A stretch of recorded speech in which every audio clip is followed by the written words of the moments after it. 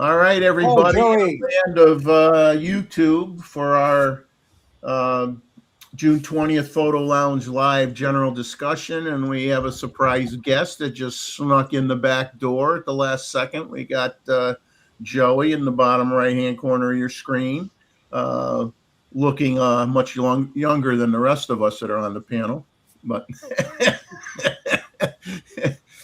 which is good, Joe. You know, you got to get some of your young friends to come on this show too. We need to adjust the mean for the age demographics on this show. 100%. How you guys doing? Excellent. Good. How are you? How's married life treating you? Married life is good. Sorry, it's been a while. It's I was just in the middle of a big move, so it's great to see y'all. And I'm just gonna say hi for a little bit here, and then I got to hit the road. But just wanted to tune in and just see how everyone was doing. So, well, fill us in. Well, since you popped on, and I know you're going to be, you got a lot going on. You want to just fill us in quick on what you've been up to? Yeah, sure. Work's being work, but launched my first photo book. That was really cool. I did a launch event there with the camera store with Evelyn and team, so that was really sweet. And then I did a little video to go with it, which was fun. And yeah, that's really been about it. I think this year I'm looking forward. I got some projects I'm working on this summer for some clients, but I'm looking forward to getting back to just doing some street photos for myself and just taking some pics and maybe not even sharing them, just enjoying the craft of it. So. Now, what do you like to use? What do you find yourself using the most for your lens when you're doing street photography? Are you going a little bit wider with a 35, or are you using a 50? I've got it. Well, so it's all crop sensor, right? But I'm using a 30 mil, which would be about a 50 mil. And then I've also got this Viltrox 15 mil, which would be around like a 20, 22, something like that. So I typically just keep those two in my bag and rotate back and forth depending on what I'm looking at. Now, do you, how do I want to word this? Let's see. Have you gotten, I mean, I know you've been doing street photography for quite a while. Do you find yourself, you tend to be like the discreet photographer, or do you have no issues going up to somebody and saying, hey, do you mind if I take your picture? And because obviously you don't get the same spontaneity, when somebody knows when you ask to take their picture, then, it may not come out as good as if you just captured them and they don't know you're taking their picture. So what's your approach? What do you typically do? Yeah, I think nowadays I'm more focused on cityscape. I find street photography in Calgary, it's not necessarily the safest all the time.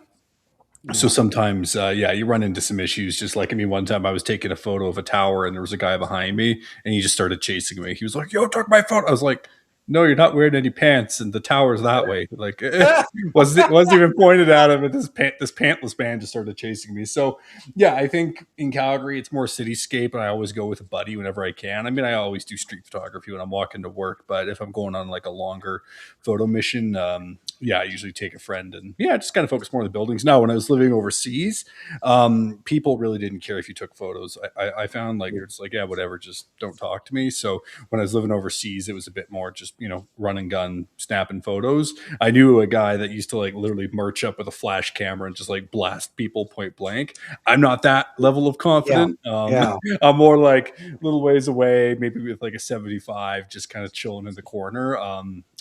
But yeah, and then I think the biggest thing I've been using is, you guys can see it in the bottom corner over there, is my there it is. Yeah, that guy. It's a sling bag I had made, and I try to keep everything with me in there on my hip whenever I'm shooting, so I can just switch lenses, switch my gear out without actually having to set anything down. I think that's the biggest thing as well, is just making sure you've got that flexibility.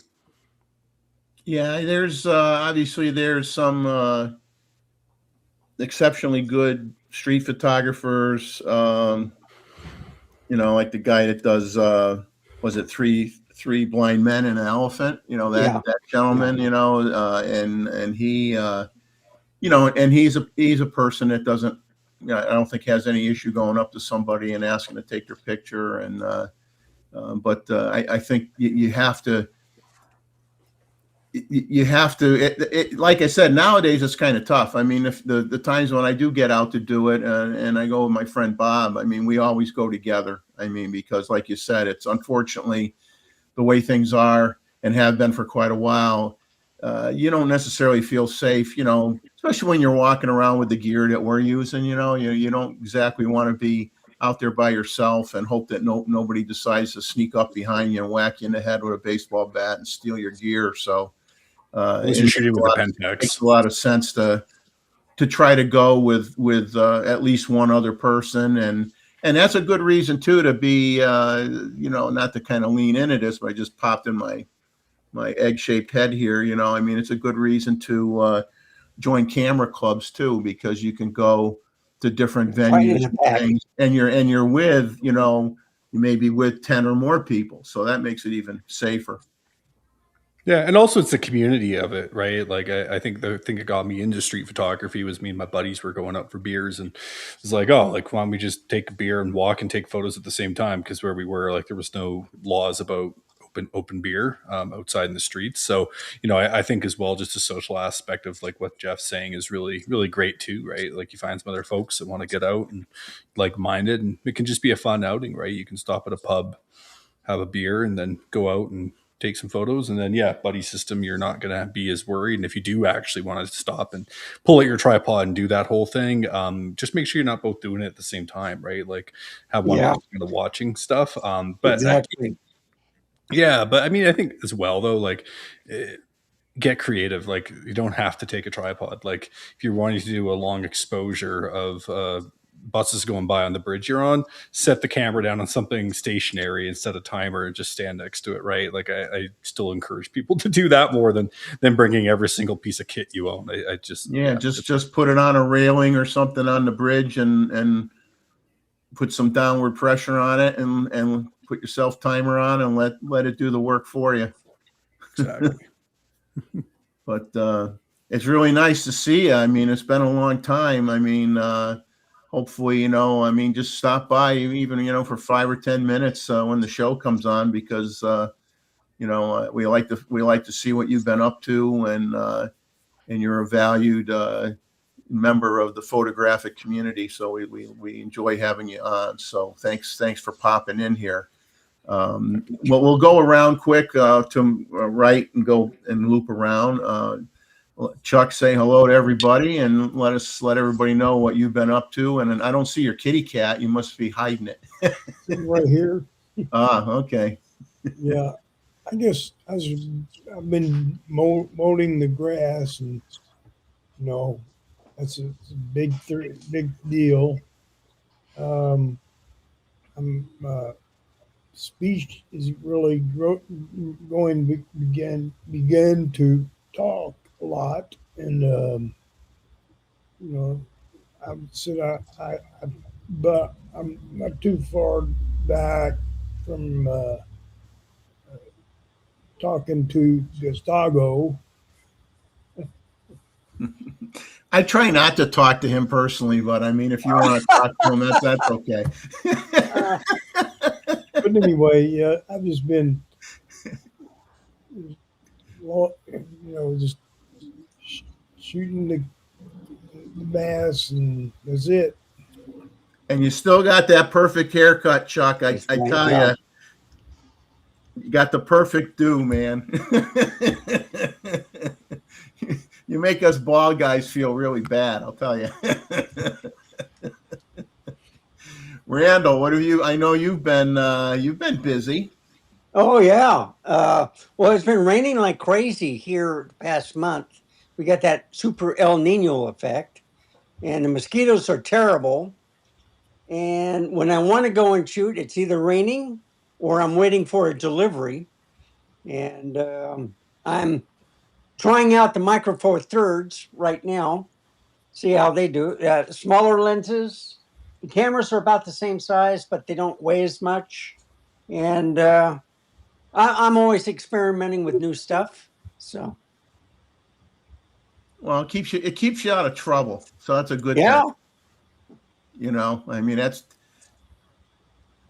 I was gonna say something, and I'm like, No, this is going to get recorded. I'm going to keep my mouth shut. I'm not going to say what I was thinking. So we're going to skip over to Gustavo.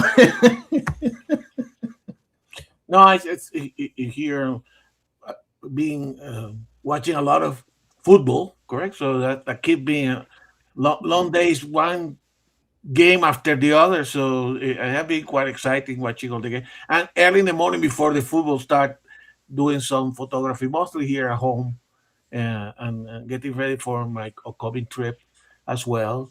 Uh, you will see some of the stuff, but the nesting season, as I indicated to Jeffrey the other day, is almost over. All my uh, nests that I have been monitoring, except one, have uh, the chick has left and the fledge. So that can be busy. So you will see a next photo review. So the photo today we will talk about. I got a little new project on the macro side that I want to discuss at the show as well, and so that's what's going on. Now So you have your. mhm. I'm assuming you have your water feature set up that you did last year. You got that Oh, yeah, all. yeah, yeah. Is that all that working? Actually, I'm going to try to make another water feature closer to the entrance of the house. Now that you learn something, you want to apply it next time. So that would be, I think that would be the other one. We have to walk and sit down. Sometimes my wife just want to take the coffee just outside the patio, and so I'm going to make one that is closer to the house. So that's working fine. And actually, all the planting, I know Chuck has been doing some yard work. All the planting for the hummingbirds is already established, right? And so, because for me, hummingbird season will start pretty soon, mid July. And by the way, just news from yesterday, I've one of the hummingbirds start nesting close to where I sit. So I keep my fingers crossed that they stick to that nesting site. It may give you opportunity to see some the development of the hummingbirds there. Well, I only had once so far, only once that I actually see a hummingbird nest in the wild, and it was at the park, and it was near. They got a building that's a nature center, and it was in that general area. And unfortunately, and it wasn't Bob or I who did it, but somehow I think some people, they get a lot of campers that come in there and stay in the park. And I think the word got out that there was a hummingbird nest, and people were literally walking in the woods, looking for it. And a hummingbird nest is probably, um, is probably smaller, like probably the size of a Dixie cup that you'd use for in your bathroom, if that. I mean, it's that small. And unfortunately, the nest got abandoned because the hummingbird got freaked out because all these people, instead of staying a reasonable distance away, they heard that there was a nest and they had to go traipsing through the woods and right underneath the nest type of thing. And they didn't know they were right underneath the nest, and then it wrecked it. Yeah, I think, as you know, the trick is, like I think Chuck used to do with his pond in the backyard. Uh, you sit down and watch life to happen, and then you find out, oh, there is something going on here. Ah, there is a hummingbird going there. So if you spend the time, you eventually find what you want to photograph. Yeah. So anyway, what's going Let's say on? hi to the folks in the chat. So we've got David. I know David and Anita are out somewhere in the wilderness taking pictures. You made a comment that right here. Let me see. They're in a good area with bandwidth, and the cacti are starting to bloom, so they can get some cactus photos. Hopefully that they can share. And people were saying hi to you, Joe, that you're here, and Bob from Bob Our Photos is here, and the thumbnail that I hastily slapped together with an AI generated image. I put that in very small print with AI generated image. threw off Mozman because he didn't recognize anybody on the thumbnail. It wasn't like it was us. And we got Robert Varner with us filling in the body count. And we got Jim Eads, real Nikon lover. Jim sent a very cute picture to me just before the, sometime today. I mean, I noticed it just before going on, getting ready for the show of him and his daughter many years ago. And then, him and his granddaughter, and the similarity in appearance of the children is incredible.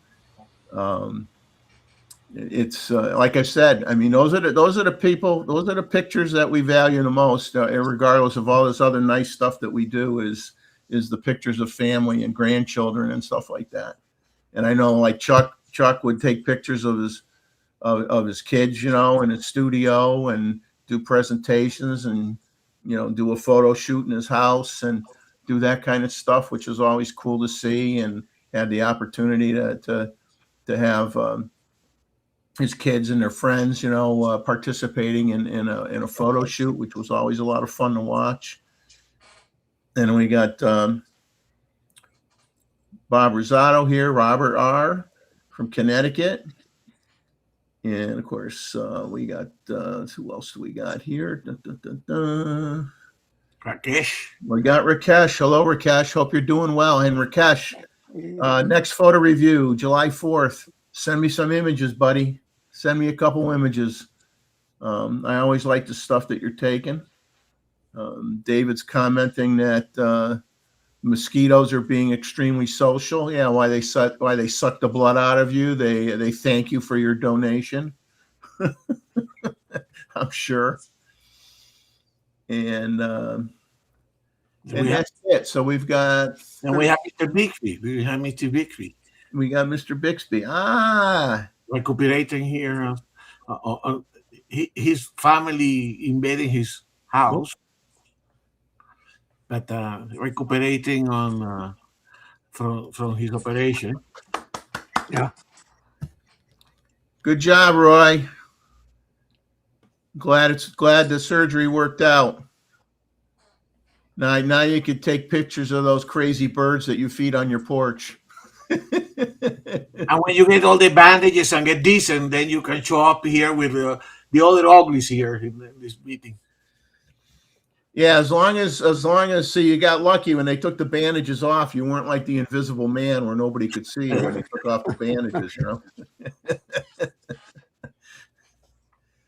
So I'm glad that you're doing much better, which is great news.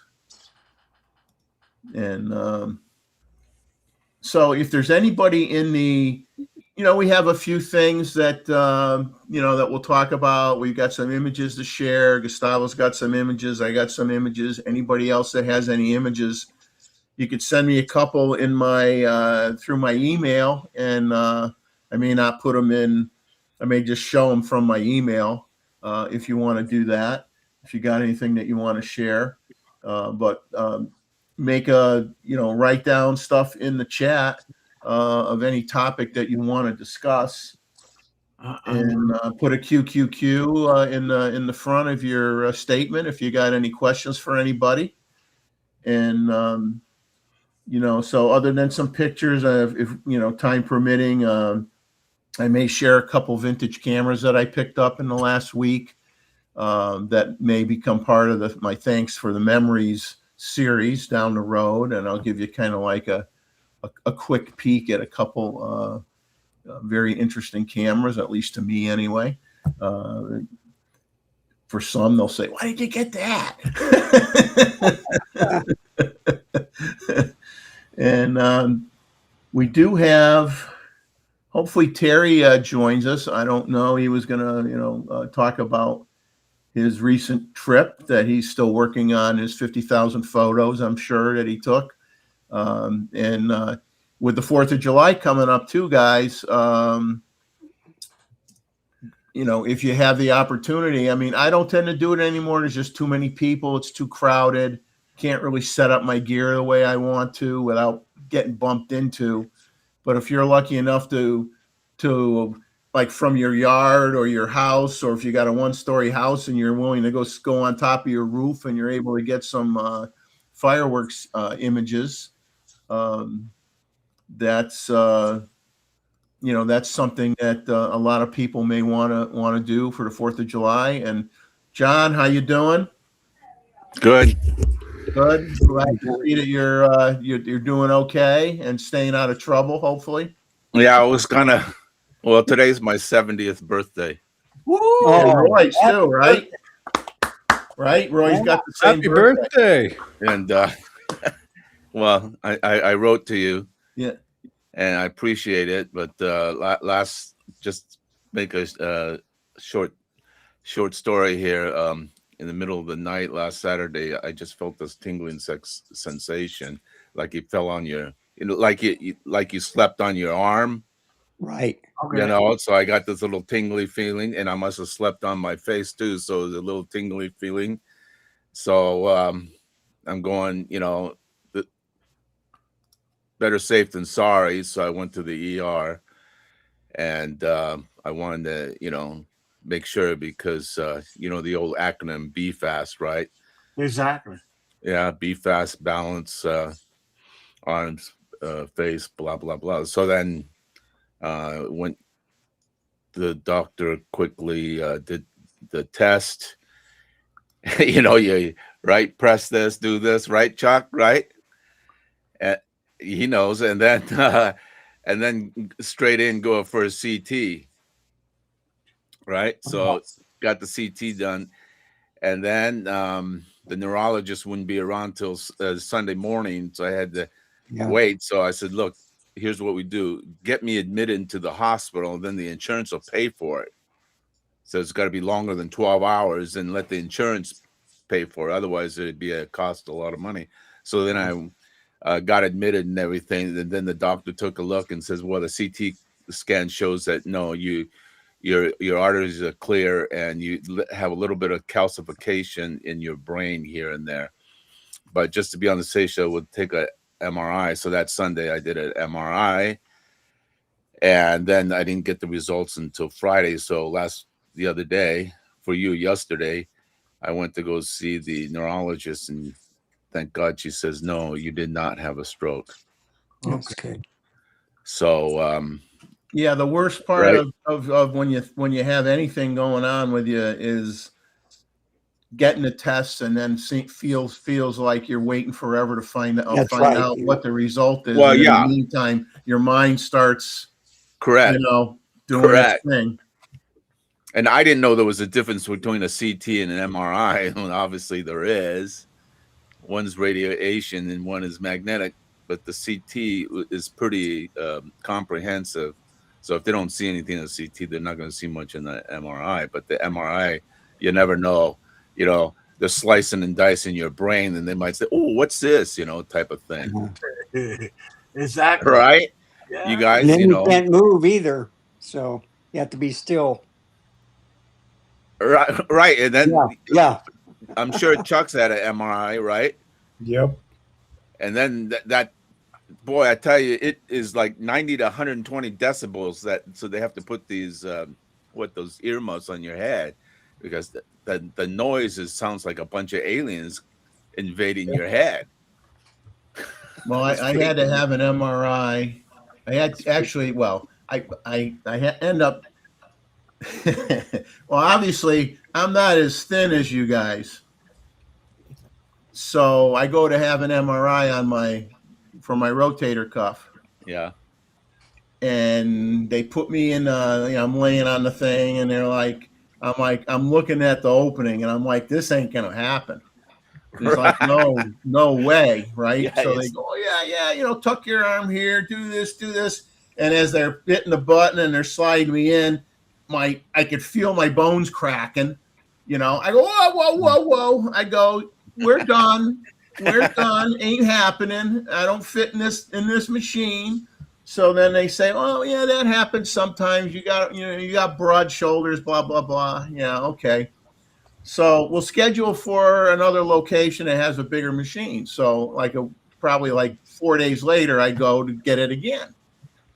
and I go in the room and I'm looking at the machine and I'm like, if this machine is bigger, it's like by 1 inch. You know, I Yeah. mean, does not look bigger to me. And the same thing is going to happen, right? They put me in it and they start sliding me in and they go, oh yeah, we can work you in there. I go, let me try to put take my arm and kind of like put my hand underneath my leg, to keep the right arm, close to my body. And they squeezed me in, but I'll tell you, I get claustrophobic. I mean, I would not be the guy that would do well if the elevator broke, and I'm in the elevator. I mean, I might make it an hour, but I'm in this thing and they're like, are you okay? And I'm like, oh, squish. And then you got the Right. and I'm in my mind, I'm just trying to think of things to keep myself from thinking that I'm in that damn machine. And I got out. I think I was like, I felt like I was just sweating like crazy. I mean, Why they don't make them larger? I don't know. They make them. They have big ones. I mean, where I used in Connecticut, where Chuck is, I went in one. It was huge. You could fit 1.5 of me in the damn thing, But I felt like I was in a test tube. That's what I felt like. Yeah. Randall or Joe would fit in perfectly. Joe would fit in easy. Joe would be like, yeah, I got all the room. Give me a sub. I'll eat while I'm in here. Joe would have a good time. I'd love a Right, sub. Chuck? Delicious. Chuck would fit in there perfectly. So in May, they made a mistake, and then I had to stay an extra 45 minutes, whatever, to redo it. Oh my God. And then they added 5 x-rays because they wanted to make sure, right?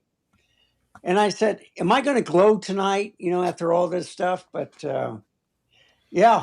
And then they wanted to do it again on the day of the surgery. And I said, it's already in the system. Look it up. You got a computer. And sure enough, everything was there. But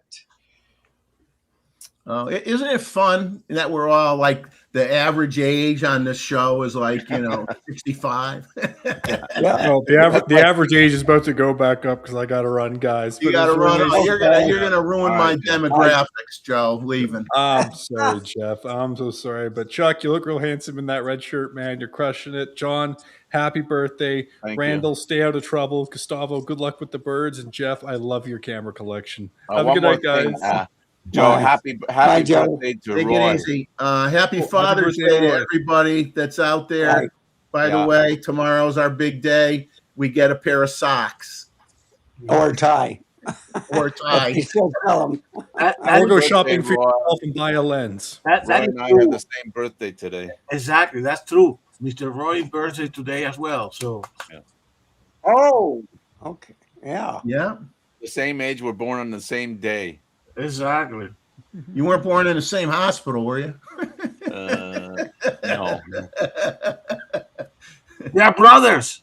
I'll tell you, John, I've been very lax on, I just haven't had the time, and I've been going to the doctors, a bunch of doctors for a bunch of different things, and I haven't been able to watch a lot of other YouTube content and stuff, but I was like blown away when you did the Leica medium format camera recently. Oh, that. all that glass. I'm like, oh my God, that would be like I'd have to take a mortgage out on my house to be able to buy that. Well, let me tell you the backstory behind that. All that camera gear belongs to a friend of mine who's retired. He's a retired engineer from Siemens, the big power company. Yeah. So, he made some good money, and he retired, so he's about 65, and through the ages he bought this medium format, Leica, and and I didn't know anything about this thing, right? I think I touched one once in my life. So he said, hey, why don't we make a video? So he brought all this gear. I said, hey, Mr. Juan, I got no idea what this stuff is. So he says, oh, never mind, you read the Leica Bible here for 5 minutes and figure it out. And I go, what the heck? It's all Greek to me. So I said, never mind. If I can't, dazzle with brilliance, I'll just baffle them with bullshit, right? So that's what I did. Not Mr. Wong. so Mr. Wan he was happy, and he just, he says, I'm an engineer, so I like this type of engineering products. So he collects all this Nikon, Leica, everything. So I don't know if you saw the video on this, like a Canon 1954 LTM 0.95 lens he's got. Yeah. That thing is Uh, insane, crazy. And then he had a 58 knock Nikon, which is rare than super rare. I held it. It was so heavy. And then it's manual focus only. So Yeah, of course, it's big money, big Yeah. big money. There was I don't know. I think it was something that KEH sent me, and it was talking about certain vintage cameras, like out of there. It was just like an email with a little history of certain cameras, like the Minolta TC1 point and shoot camera. Yeah, right. And then it had in there. Okay, they said one of the most technologically difficult lenses that Nikon made was a 13 millimeter AIS lens that was I think f3.5 or something. And so I went and looked that lens up, and somebody was trying to sell that lens for $69,000. Oh yeah, it's huge money. They said that lens, they didn't make a lot of them, and it was an engineering marvel for its time and an exceptional lens. And it's like, so I figured, I'll go see how much one costs, and then as soon as I saw $69,000, I said, well, that's very nice. They have one in the Nikon museum, right, Gustavo? Which one? I'm not talking the fisheye. This was just a regular 13 millimeter rectangular AIS lens that they said the quality was phenomenal. What's the name of it? I think it was a 13 millimeter AIS Nikkor AIS manual focus lens, AIS 13 millimeter. I think it was a f3.5. Okay.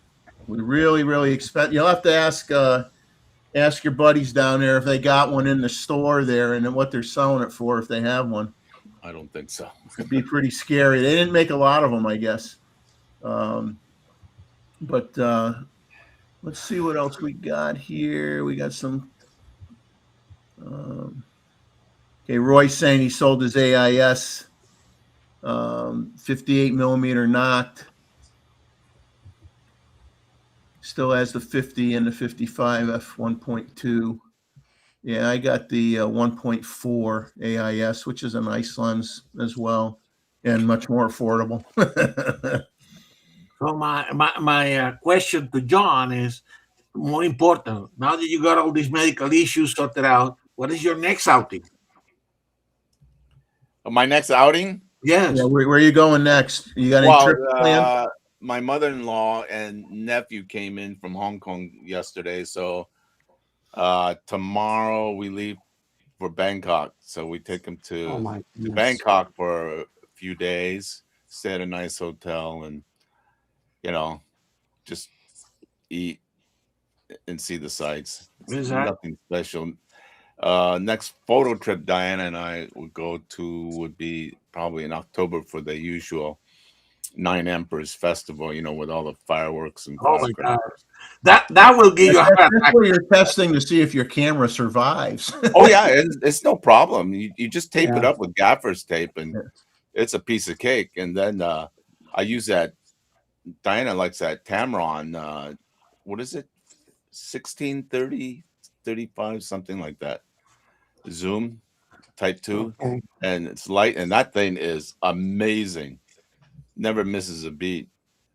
You planning or doing any more trips to Mongolia, or have you finally Nah. kind of said not I've done it enough, I'm done? Yeah, I think I've done enough because Wayne is there now Yeah. because they went to visit his wife's family, so he'll be there for 2 months. Yeah, but it's different. Almost Mongolia is like an expedition. Correct? If you go to Bangkok to a nice hotel, so you can relax more and do some Yeah. photography. No, I mean you guys should go there because it's the most beautiful place on earth. It's like being in Montana and Wyoming with That's right. no Walmarts, no freeways, Yeah, and the best part is no fences. that's true. You can't have fences because they're nomads. They're nomadic people, so you can't block them and say, and have a big sign, you'll be shot on sight type stuff. So that you talk about freedom. That is freedom. I mean, it just goes on, and it's so beautiful. I know the climate was a little difficult, right? Well, now it's in the 60s and Yeah. 70s, no big deal. Of course, in the winter, it's It's brutal. you're talking minus 20. But it's a beautiful place. The land of Genghis Khan. So if you guys ever get a chance, I mean, a lot of Americans are going there. There's all these expeditions and trips, and it's not that far.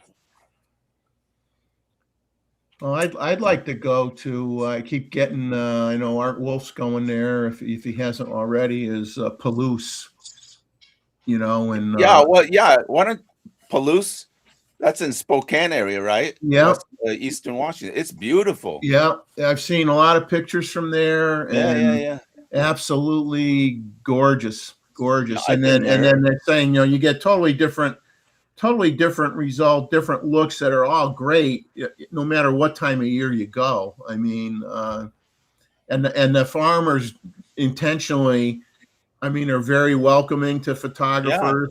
Yeah. And they make patterns when they're doing their fields to make it look really, really nice for the photographers that go there to take pictures. The top in Palouse, the topsoil alone is 13 feet deep.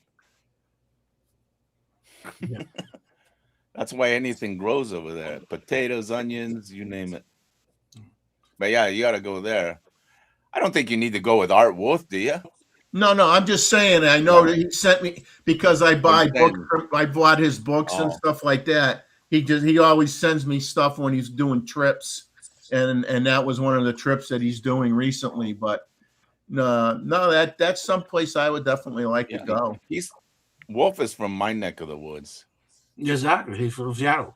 Yeah, I've been to this guy. I haven't heard from him in years though. No, He is very active. He's still doing trips in Africa, and every year he goes to Alaska for the bears with the salmon run. And I mean, I don't know how in the heck he does it. The guy's like Superman. Yeah, but he's no spring chicken either, Sometimes he gets so busy, doesn't post or make YouTube. But recently, I noticed there have been some I think he's better than Moose Peterson. No, Yeah. I mean, Moose is a little bit too much. He's a little bit dogmatic. Yeah. I mean, well, I mean, Art is a. I mean, Art was wanted to be a painter originally. He did a lot of paintings and stuff. I mean, he was originally going to be an artist painter, and then he got into photography. And he's probably been to more countries, and they say he's documented more native tribes in isolated parts of the world than anybody. And of course, he was a National Geographic photographer too. So on the pantheon of kind of nature photographer, correct? You have somebody. Obviously, Bruce Peterson is very good, but I would put something like Frank Lanting or Art Wolf above that because they show some level of artistry on what they do, correct? Mm-hmm. Which differentiate them from the other guys. Yeah, right? they're in the top 5. You probably don't know this older guy, but I know an older guy than him, older generation than Lanting or Wolf, which is what I started in nature photography, was John Shaw, correct? he actually was one of the first that photographed there in the Palouse. Okay, he lived in Colorado. He lived also in Washington State for a while. He's about probably 15 years, 10 years older than Wolf. He actually created a kind of more artistic type of uh, nature photography. I mean, there are other people, but he was one of those of that generation before Wolf and Frank Lantin. But definitely, uh, I love these guys, and when they make a presentation, it's so inspiring. So having the books is good because you can see that you can do things slightly different. Right? Yeah.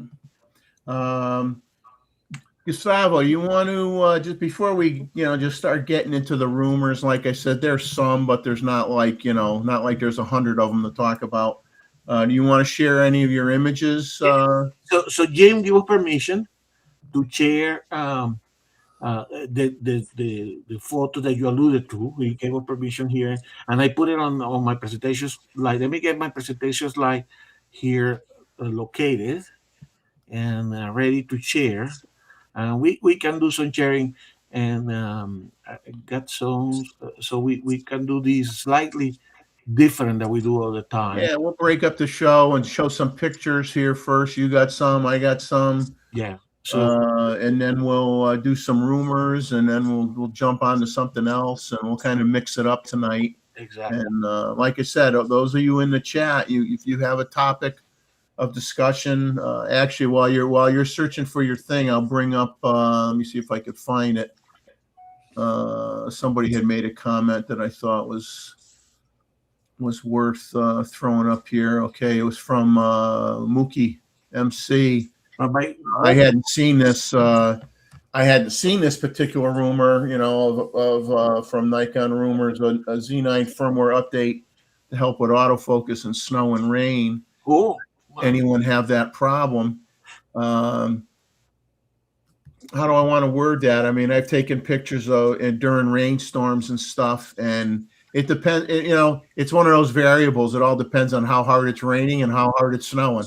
Exactly. If it's moderate rain, I mean, then you get into, okay, what shutter speed do you want to select where you can actually tell it's raining? Because if you don't slow the shutter speed down like 1/150th of a second or something like that, you may not even see the streaks of the rain, and would have a hard time even knowing it was raining out if it's not a heavy rainpour. I'm going to check on what Mookie said, but I don't think it was a problem. I mean, if you have something coming in between you and the subject, the autofocus has to recognize. So the reason why I put this, Jeff, correct, is because part of the discussion that I want to have today, it just happened to be related to either photo equipment or stuff that happened based on stuff that happened in the internet. So we have our internet section. I did the wrong thing. So let me tell you what we're going to be talking. So one of the things that I recommended on, if you haven't seen it, is Matt Irwin, part of his private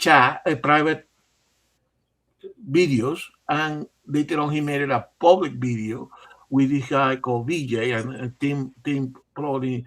Well, I know Tim and David were on that. I think Randall as well. Right?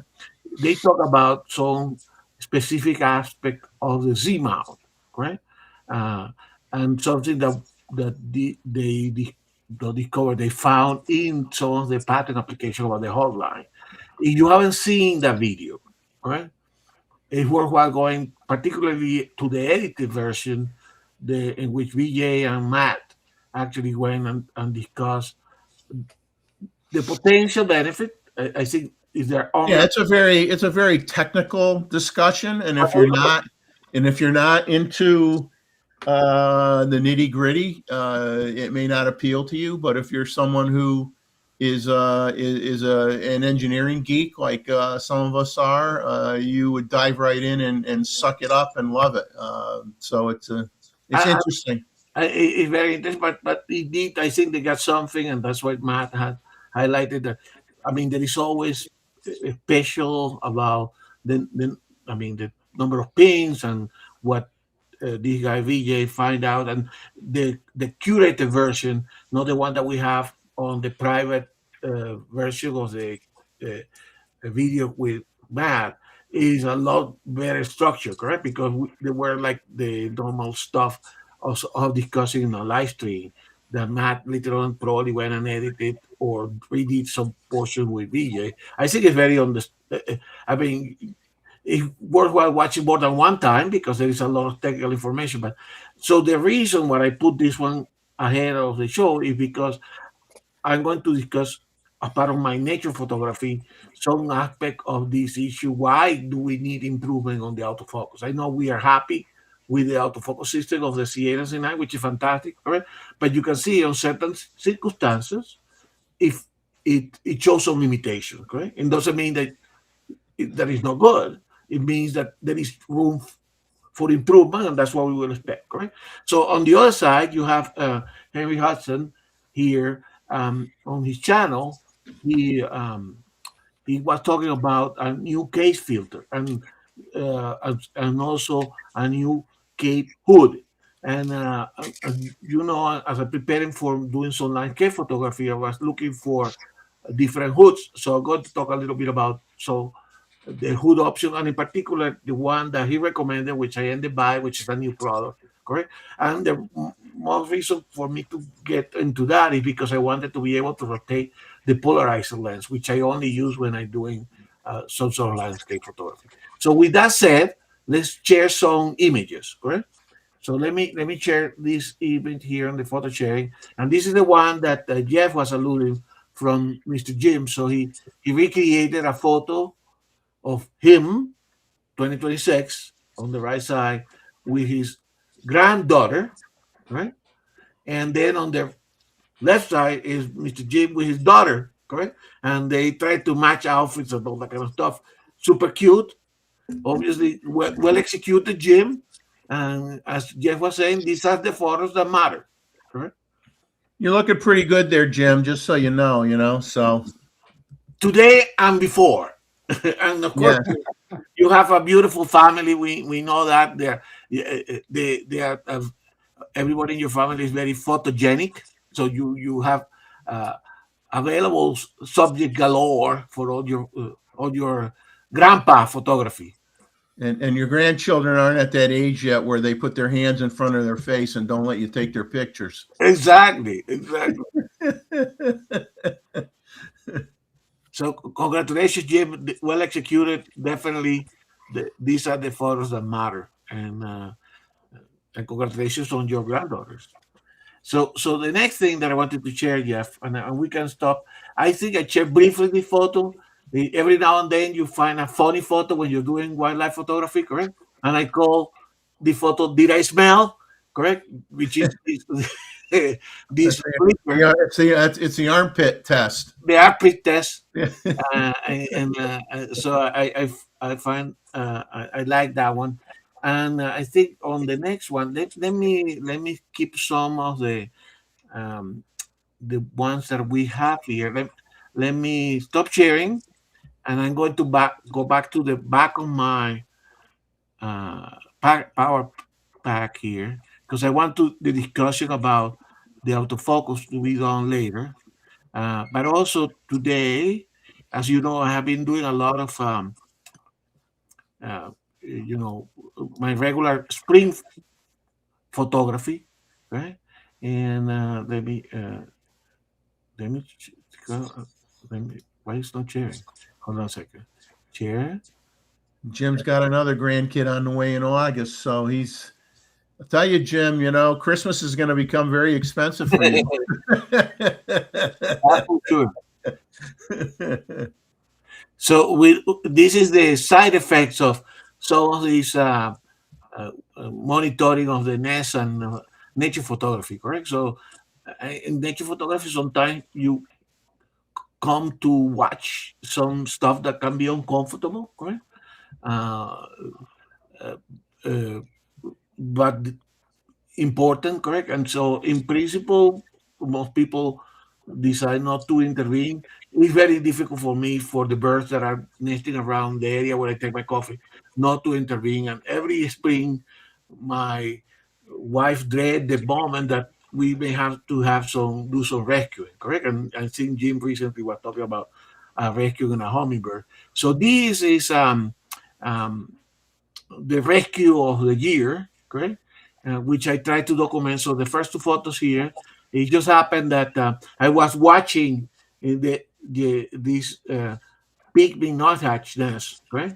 And I saw a couple of pygmies coming to the edge of the cavity, and this guy, as you can see, actually was pushed by one of his brothers by mistake, and I saw him dangling, and eventually fell down in the floor. Now, pygmy nuthatches are extremely small, are hummingbird size, correct?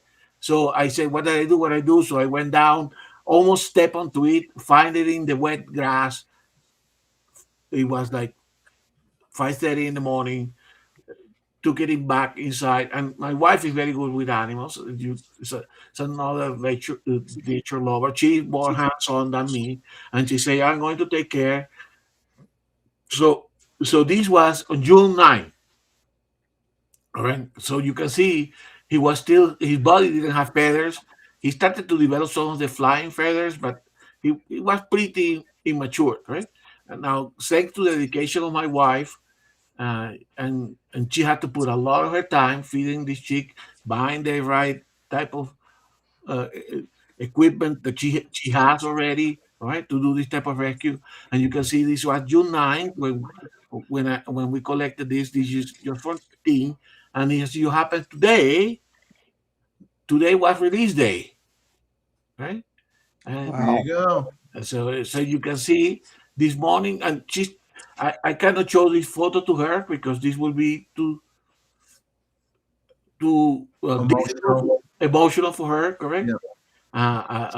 But this morning we said today's going to be the day. You don't want to overdo it so that they get imprinted to you and they don't develop their natural ways, correct?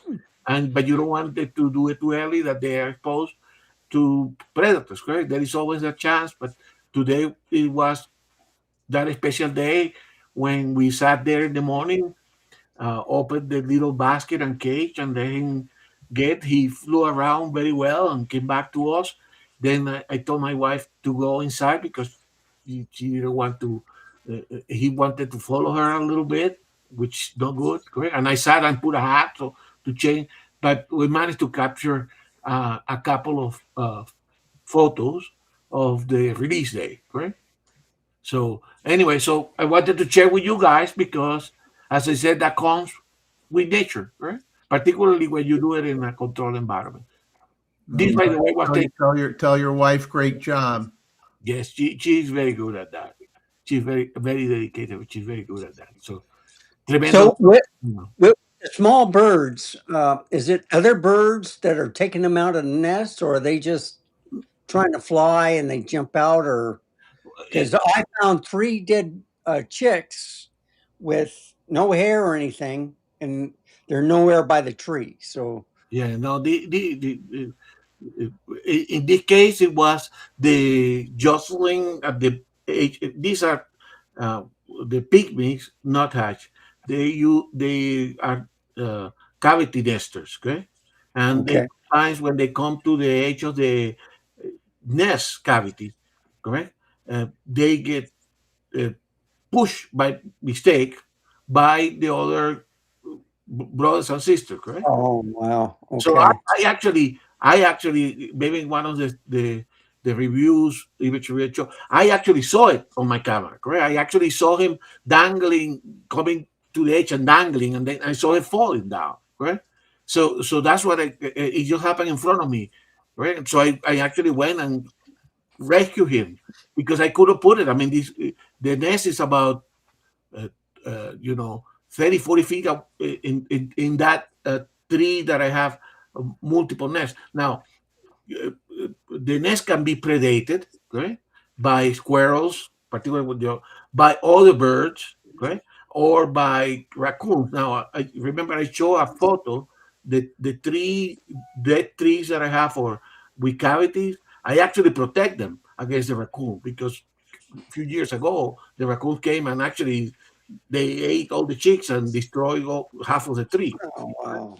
So probably what you see, Randall, is chicks that have fall down and then they get predated by cats or now magpies and other birds. Sometimes even the flickers will predate on this guy, correct? So we knew that that chick was not able to defend himself. Now this guy now today he can fly, correct? He knows Yeah. how to fly.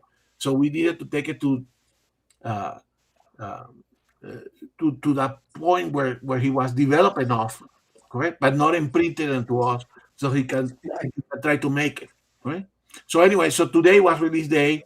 So my wife say, "Hey, don't bring me more more work," but sometimes you have to intervene. So locally, all the other birds that we have, they have been successful, right?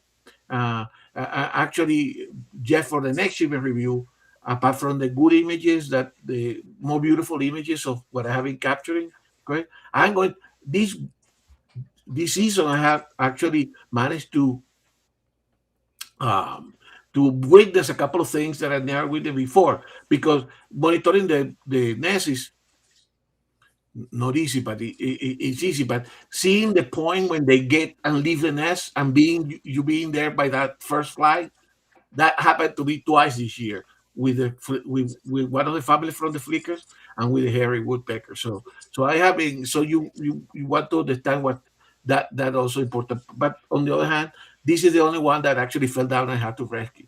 Right? So we had a big rainstorm last night, and I think that's what happened. It was just blown out, and Yeah. Now Yes, exactly they may have been if they are fledglings, correct, which are basically left the nest, but they don't know how to fly. They can be. yeah, it had no hair or no Oh, Yeah. wings. okay. So Yeah, that's probably yeah, yeah, maybe the rainstorm destroyed the nest, right? no wind. Yeah, Yeah, that's instant food source right there when they're that And underdeveloped. typically, birds are quite resilient, correct? They have large um, number of chicks because they lose few, correct? I mean, I'm sure that Jeff has seen them sometimes. Dogs in a pond, you start with 9 and 10, and by the end of the season, maybe 2 or 3 hanging around, correct? They say Gustavo, Yes, sir. this weekend, Saturday, Sunday, right? Mhm. They are. Oh, where am I? Why is my camera like that? We see your hand. Nice hands, John. We see your hand. There you There go. we go. This is supposed to follow me. This weekend is the big bird race in Malaysia. Okay.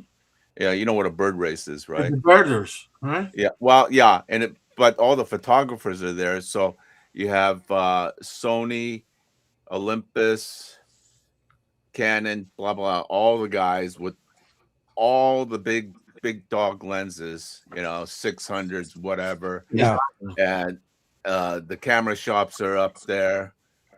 And for 2 days, they have this big, huge 37th annual Malaysia bird race. Yeah, So you go up there and you can check out all the reps are there. You can check out the lenses and use them and make deals. And SanDisk and Angel Bird, all those guys are there. So it's a lot of fun. yeah, definitely. And then they even have instructors on how to shoot birds. They And, probably have people like Sanjay to make presentations. yeah, I'm sure he's there. Yeah. But I never go. I'm not really keen on birds. Not that Oh, I'm well, Roy says every bird's a pigeon, you know? and it's for a sandwich too. Yeah. No, well, but you know what I didn't understand? Like my friend, he's really into this birding thing, right? With some eagle catching some fish and everything, right? But the thing is, it's cropped so tight. I don't get it, Yeah, I can see the DNA and the feathers and the poor little fish with the claws stuck in its side, but what I don't understand. It looks like the picture's being suffocated, yeah. you know.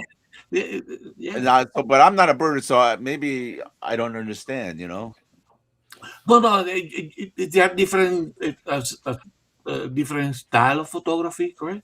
And Uh-huh. and the answer to you, John, is okay. And this give us opportunity to discuss a couple of things. Sorry, I'm putting my thoughts in order. Sure, sure, Yeah. sure. The bird photography, like any type of photography, is about two things: the subject, correct? So you sometimes photograph the subject because the subject is unusual. You have a beautiful model, you have a beautiful event, correct? But it's also ultimately about photography, correct? So good bird photography, like we were discussing, some of these guys like Airwolf, they will make bird photography, but you, no matter whether you are a bird photographer or a nature photographer, you appreciate it by the quality of the photography first, right? So, so sometimes people take photos like this photo that I'm showing of this people. This is a record photo, correct? It's a record. Hey, today happened something more journalistic type of thing within my sphere, correct? Yeah, but at least it shows the environment. I can see the pine needles and stuff, so it doesn't, Exactly.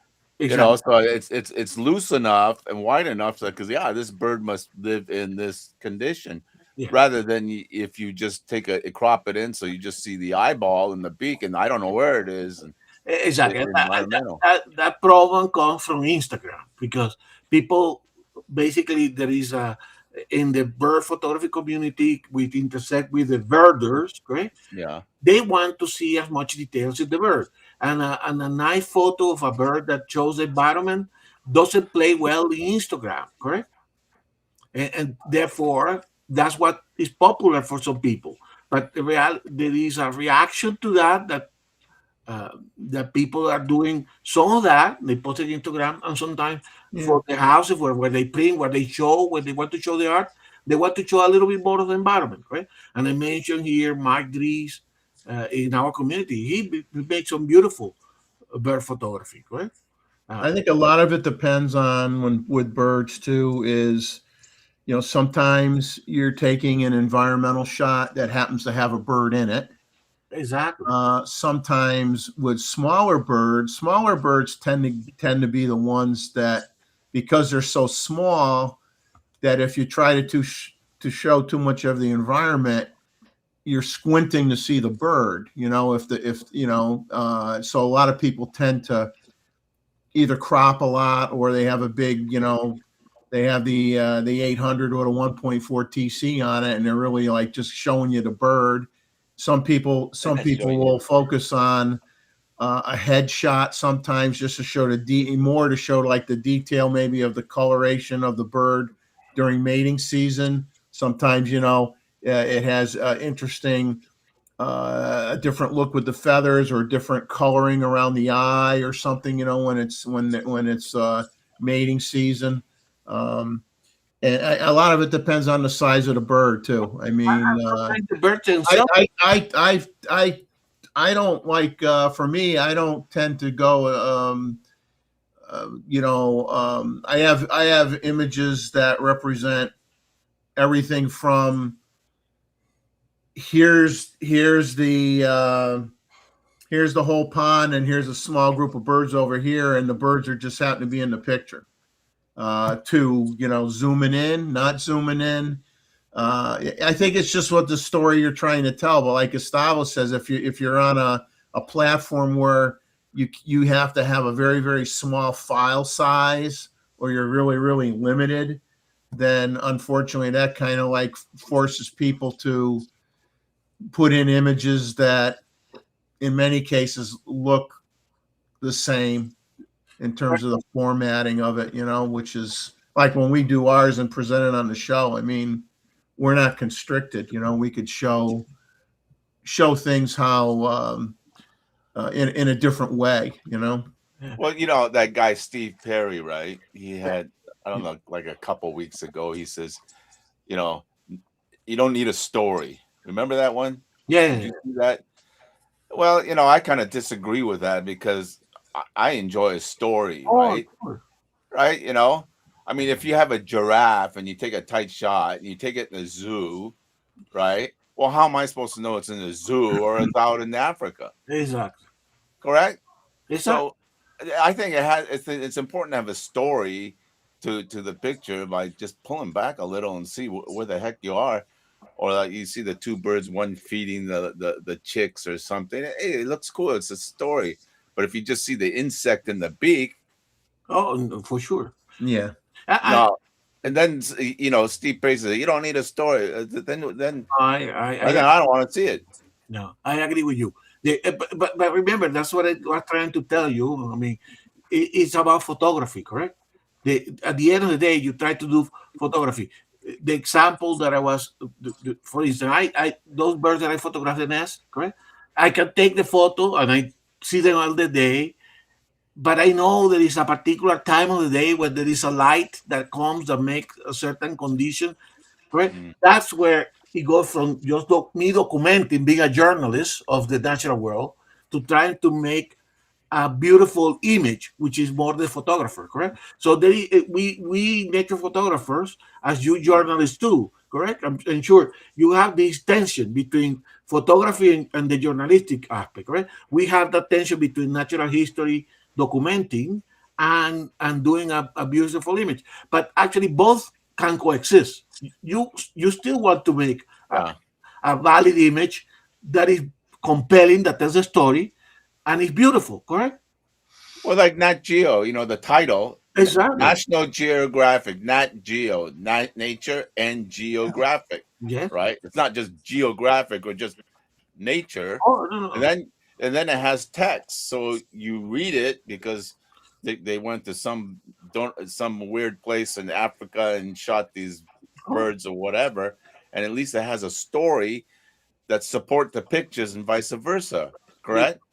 I mean, you're not going to get a Nat Geo, and all there is just a bunch of pictures of animals and geographic volcanoes, right? No. What's the point? I don't want to. There's no story. Exactly. So I agree with you that Steve, I think he was trying to make a point, but didn't do it elegant enough. But probably what he was trying to say is the subject is interesting enough, that should be sufficient. The reality is photography is all, I mean, for me, there is always photography. I mean, let me, actually, this is a good segue. Let me just check. I got a few bird images that I could share that I've taken recently that kind of show you the different But let me show these different aspects that you're talking about. Let me show this one, Jeff, for a second, for one reason, because that's actually a project that I have, right? And so this is me being a nature photography, but trying to do something, and then we come back to other photos. So I'm going to move in. So let me give you a preview of what we could do in here, right? So I took a photo of a bee, an insect, right? And a few years ago, I was doing something, and then I took my long telephoto, took that photo. So for the last few years, I've been trying to reproduce that photo because that original photo was to be beautiful, but was not technically good, correct? So you will see me here in what I call a project. So I'm pursuing a photographic subject, correct?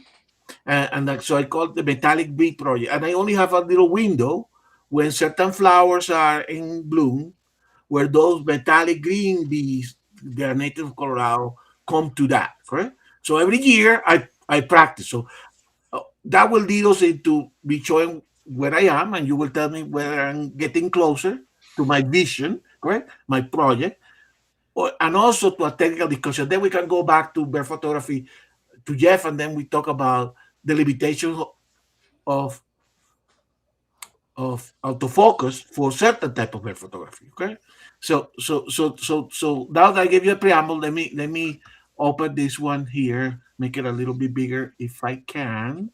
Let me see. No, but I want this to be okay, and then I can go and do this. So we can see the panel. Okay, so now you have the preamble. So this is this year's attend, which I haven't finished. Oh, so this is the photo that I took in 2015. Okay, it was when I was doing something else. I took this photo. This photo is heavily cropped, right? But I like it, right? And I tell you what I like it.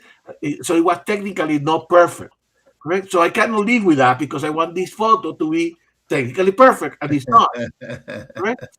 Because this is a thistle, correct? And this is one of the green metallic uh, bees, correct?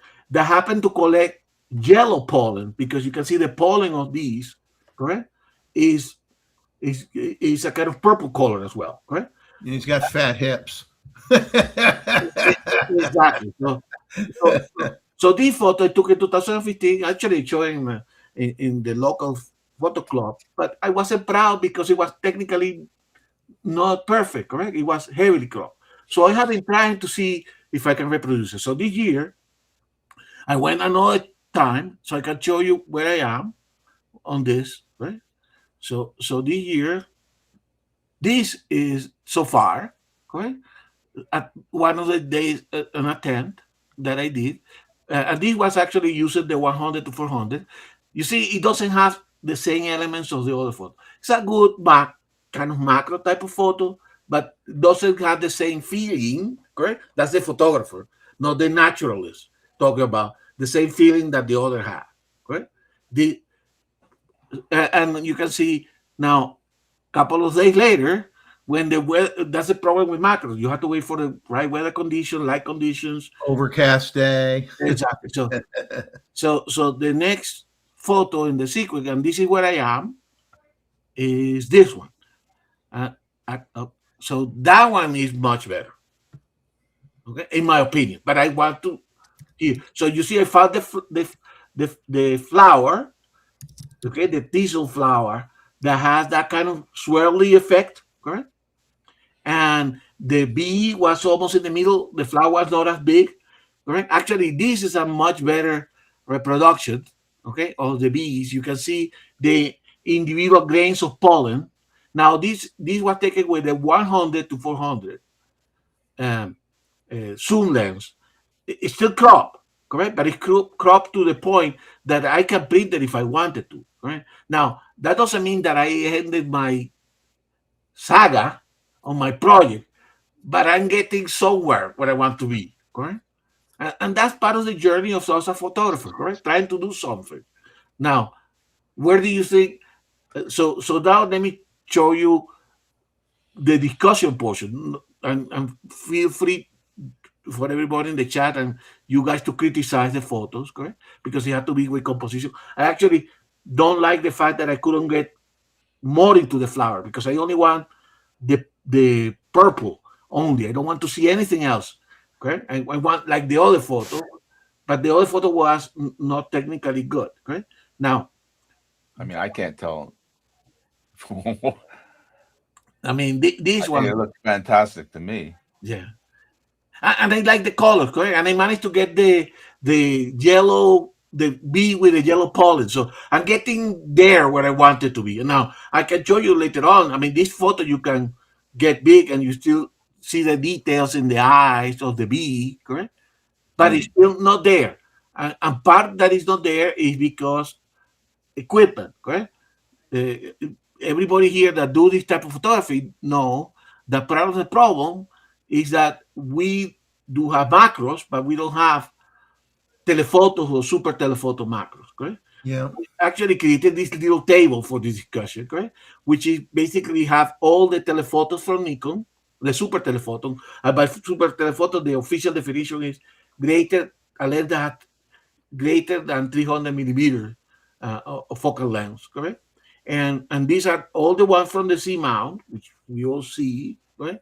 And you can see the problem is that minimum focus distance of some of the fantastic lenses, including the 600 TC or the 400 TC, is still not that close. So it doesn't produce a reproduction ratio that is adequate, correct? The one that I actually given more success or have the greatest success is the 100 to 400, which has a reproduction ratio of 0.38. Correct? So it's not a macro, but it focused close enough, only like a meter away. Now, compare that with a 200 millimeter f4 micro that could only, you could get as close as half a meter, 48 centimeters, which is a 1.5 and it has a magnification rate of about 1.1, right? So that is a lens that we're missing in the lineup, right? For this type of photography, if I want to see, like you say, the DNA and cut and do that that vision that I have, I would probably need a different lens. I will keep trying with the lenses that I have, correct? I try even with the 105, but bees and bumblebees and some butterfly, they don't let you get too close, correct? Even if you operate the camera remotely. Well, one that you might have to add on to this list here is the 24 to 120 f4 that we like so much. I'm looking it up now.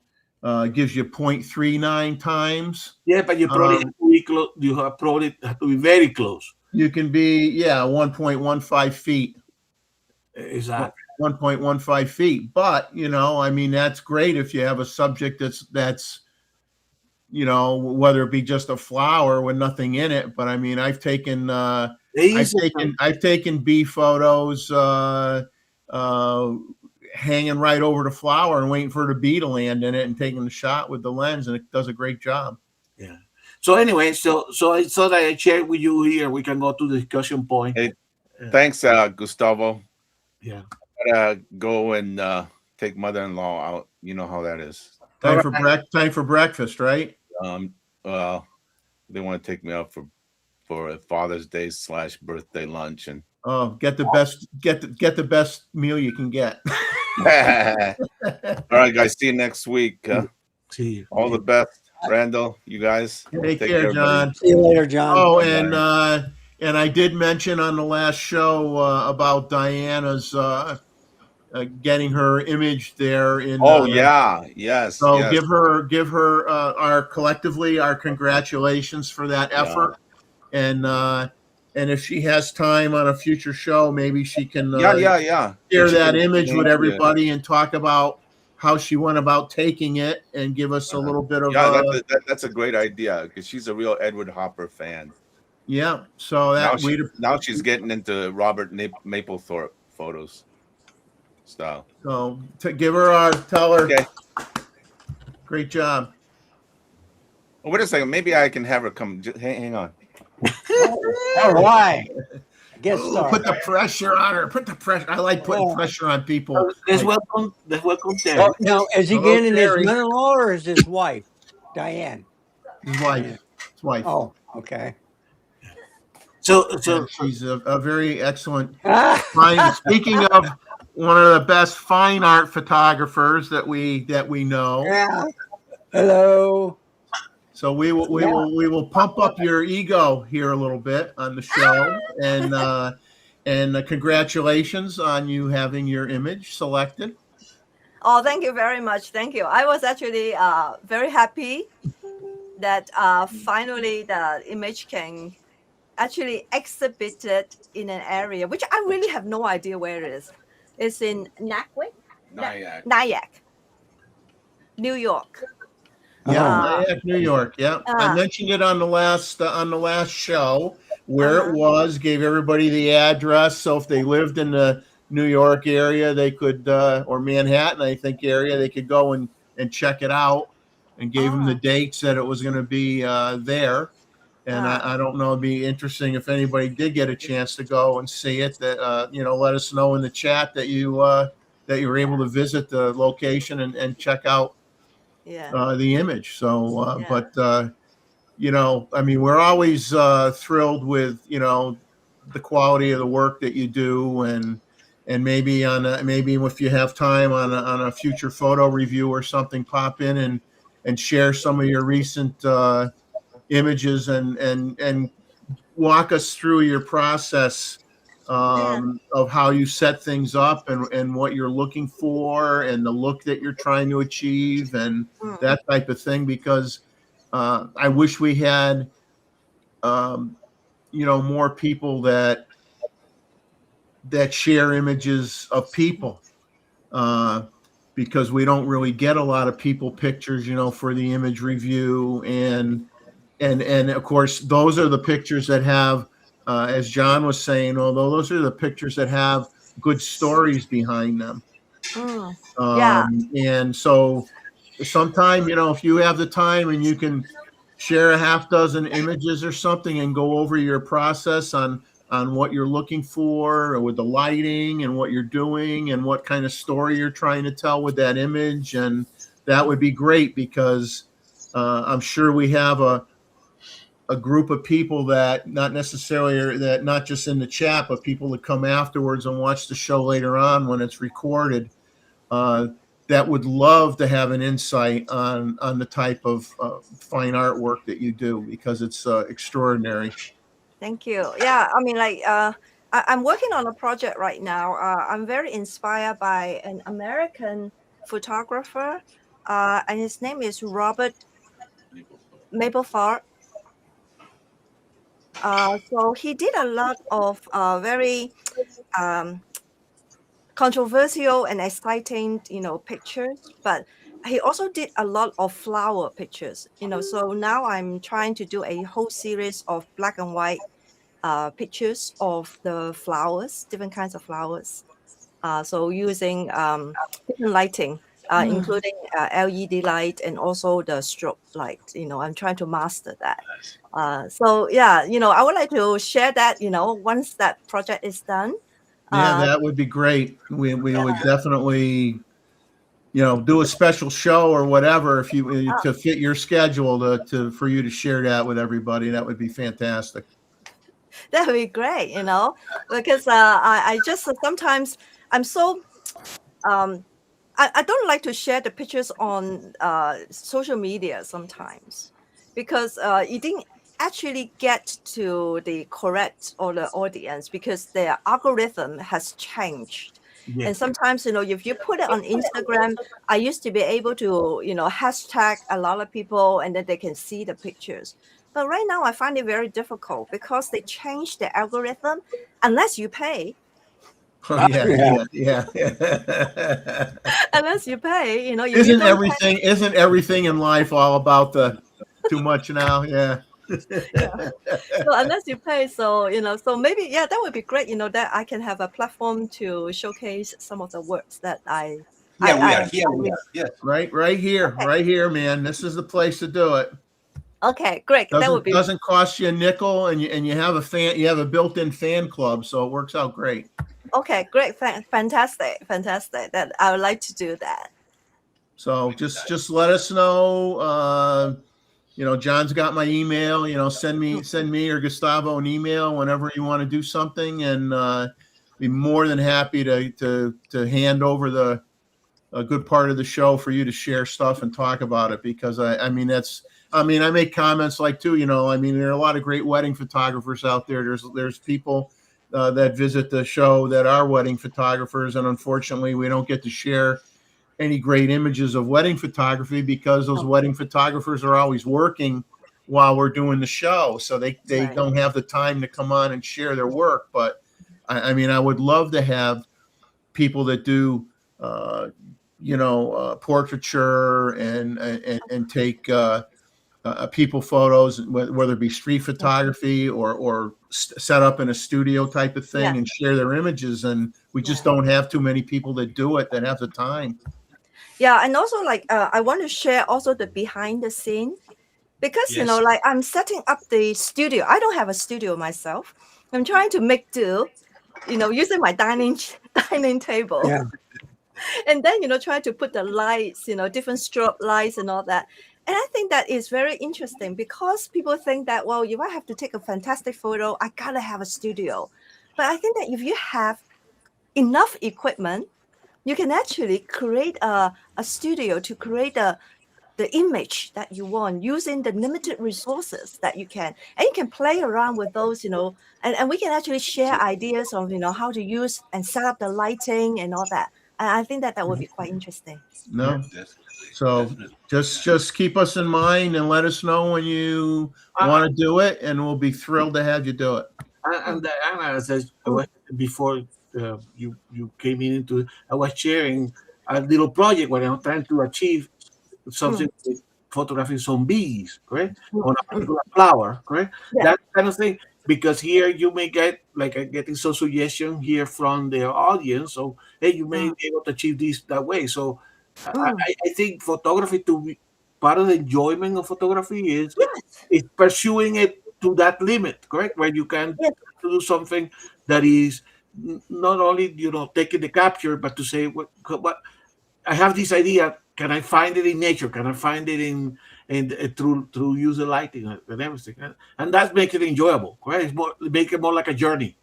Yeah, exactly. Because sometimes I have the ideas in my mind, and I don't have the time or resources to execute it. Like I don't have a big production house, with all this equipment and all that. But I still want that image. Exactly. So I'm trying to figure out the way to achieve that image. Using whatever Just I have tell at home. John. Just tell John when your birthday comes that you want him to get you a studio. But That's all. that's what everybody here has, correct? Is they don't want to take a snap of something. They want to make photography, correct? And that's why Yes. I always say you have to photograph what you love, correct? I love birds and I love nature. That's what I go and photograph. But then you want to show them in a certain fashion because you have some ideas. Yes. And this is what distinguishes us here because we want to have that ideas. We want to have that execution. So Yeah. Ansel Adams said, "We don't take a picture; you make a picture." exactly. Yeah. Exactly. Yeah. You make the I picture. mean, Yeah. Yeah, I mean, and you were kind enough. I think I forget now what you were in the top 10 or whatever. I forget what Yeah. not too long ago.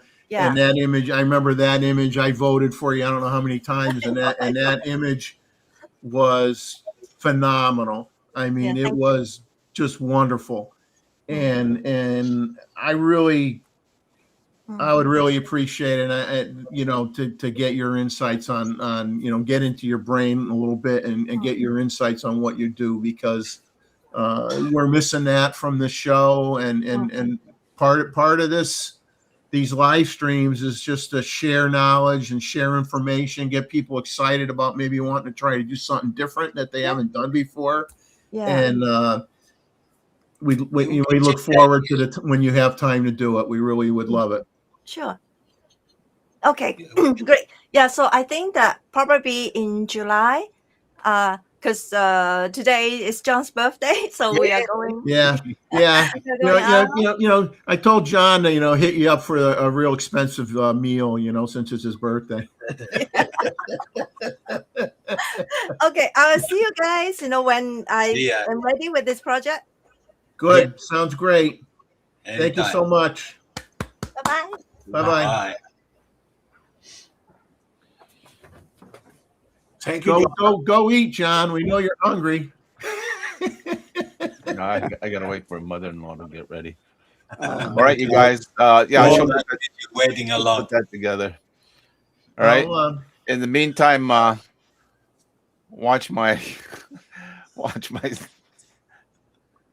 yeah, check out My show. John's content on YouTube, yeah. folks. For those of you who aren't aware, Mr. Ishii, gets into everything. I mean, and whether it be lenses, different cameras, old cameras, new cameras, and John, someday, put together What? maybe put together something on how you prepare for a trip, how you prepare for a Okay. trip. Okay. What do you think about in terms of whether because sometimes you might be flying on an airplane, it doesn't allow you to have a lot of weight on the plane, and so you got to be more selective about what you bring with you. Well, that's easy. Just go business class. They don't care. or you buy your own plane, do what the heck you want. Hey, one other piece of information. You haven't seen Mr. Wu because he kind of retired. oh, You retired. Yeah. So Well, he's out there collecting, I don't know what cameras.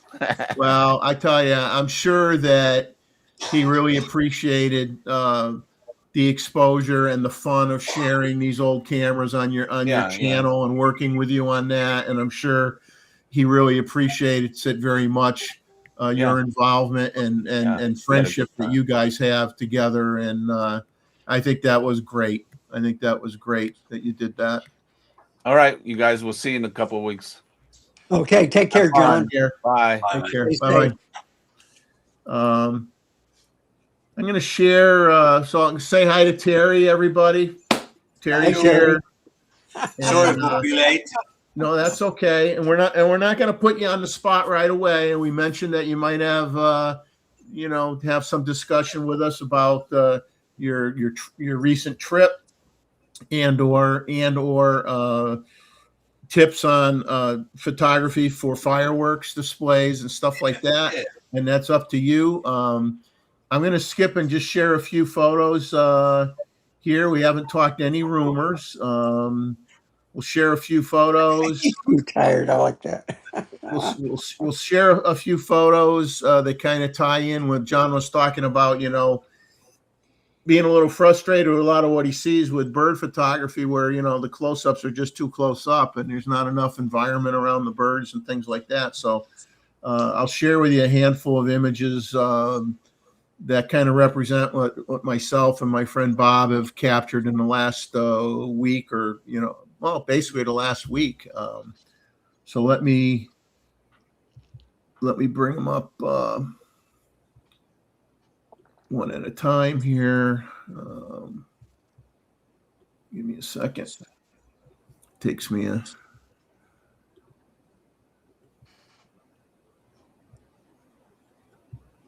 So this first one is obviously more of an environmental shot. I like it. So this is at these are a couple of young red-shouldered hawks. They're not really that old. I mean, they grow up super fast, and they like this wooded area.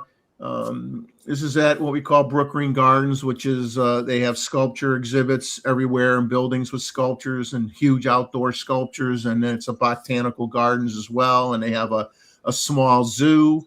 So these birds decided to have a nest outside, slightly outside of the penned in zoo area.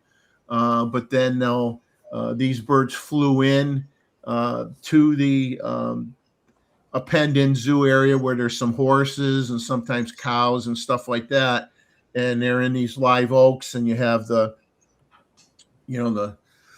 stuff hanging down off the branches, which is really cool.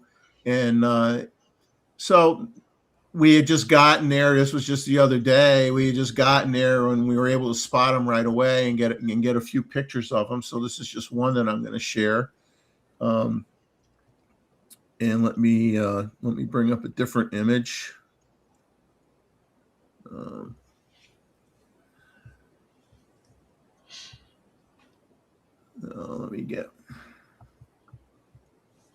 me open up. Let me show the bird images first, because I know. So that's one of more of a shows more of an environmental shot.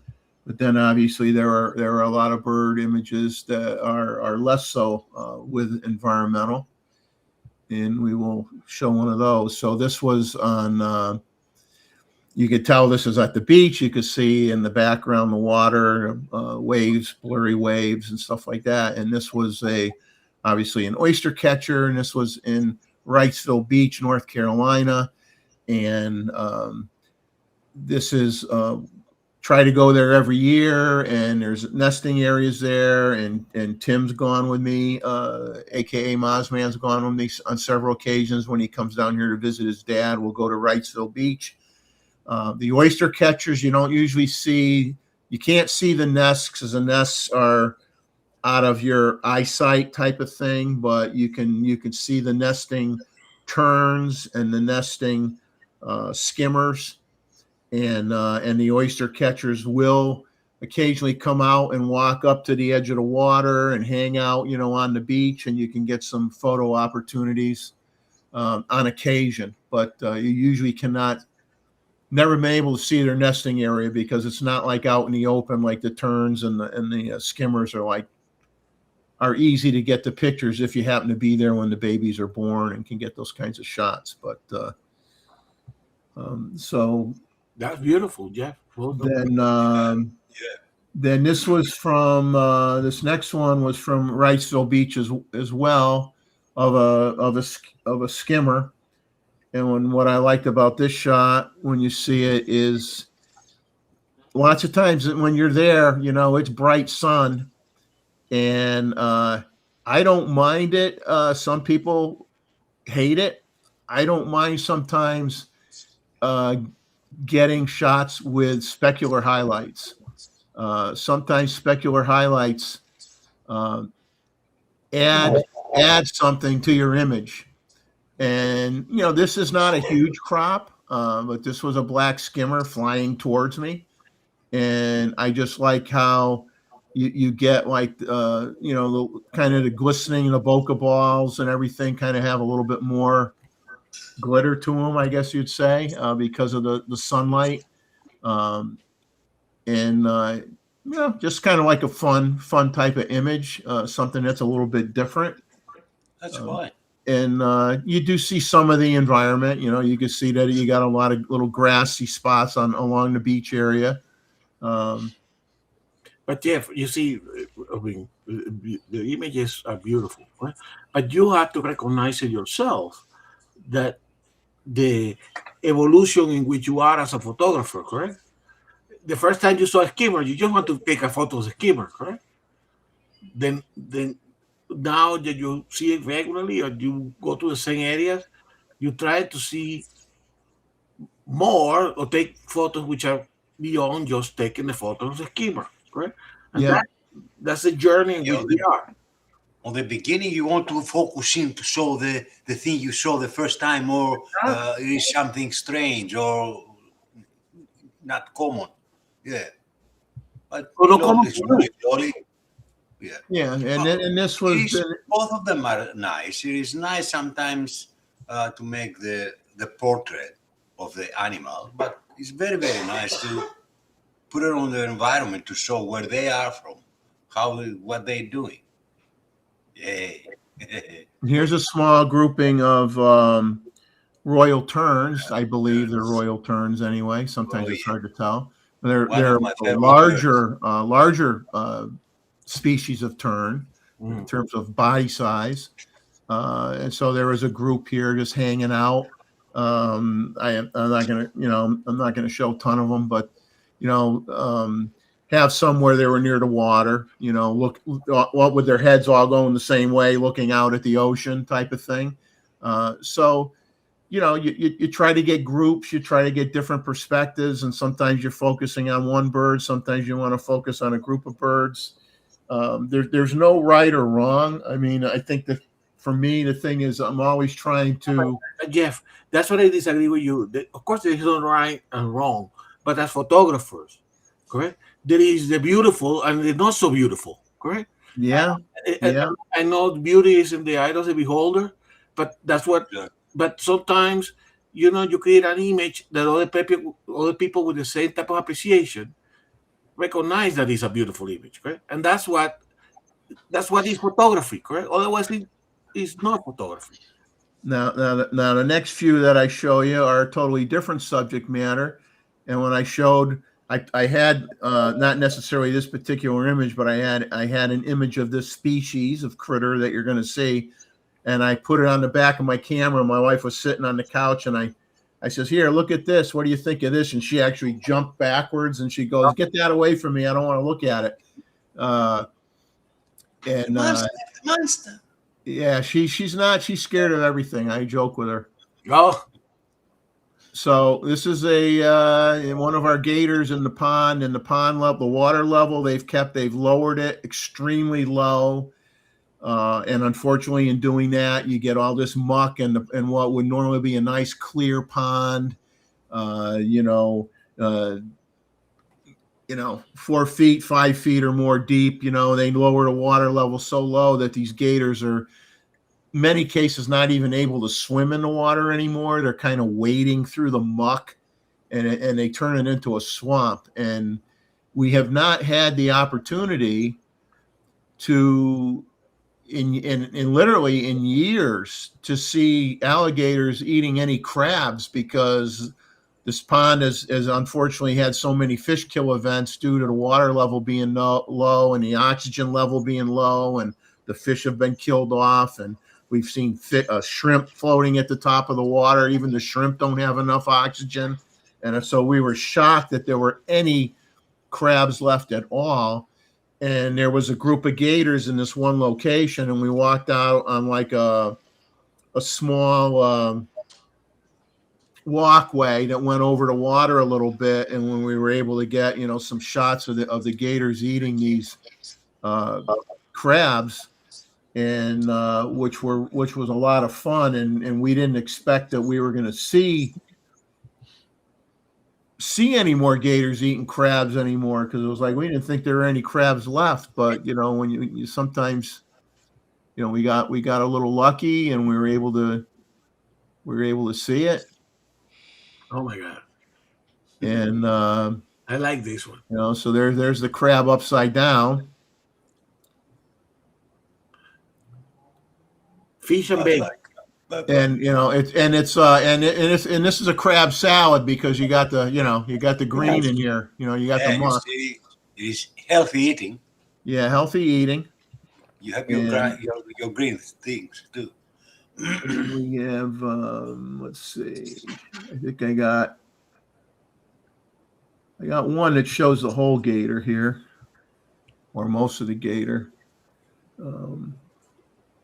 How long are they? About 10 feet? Oh, yeah, 10 plus. Crab salad. Here's one that you'll see. You'll still see the crab, but you see more of the gator.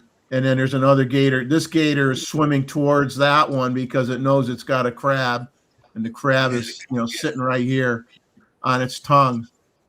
And really, as a snack. Really, really interesting. It was a fun time. I mean, we haven't had that much fun taking pictures of gators in a long time. And, that's what makes, some people don't like images of whether it be birds eating prey, or gators eating prey, because, they get a little uncomfortable with that. But it's kind of like documenting their, how they live too. It's so depending, it's like depending on your audience, what certain audiences want to see, and what others don't want to see. So, here's another one, with a lot of, grassy material with a crab laying up here wrapped in the stuff. And the funny thing about the gators with these crabs is, like, these crabs are not huge ones. They're probably, moderate, medium size or whatever. These crabs could get a little bit bigger than what you're seeing here in the pictures, but the gators' mouths are so big, they may open and close their mouth 10 times, and that crab is still alive, and that doesn't even have a hole in it yet, because it's laying in between the rows of the teeth. So the gator's closing its mouth, and the crab is laying on its tongue, and until it gets punctured by the teeth, it's still alive. It's just laying in there. Opens up its mouth. You see the crab laying there, like with its arms like normal, like, hey, I'm here, help me.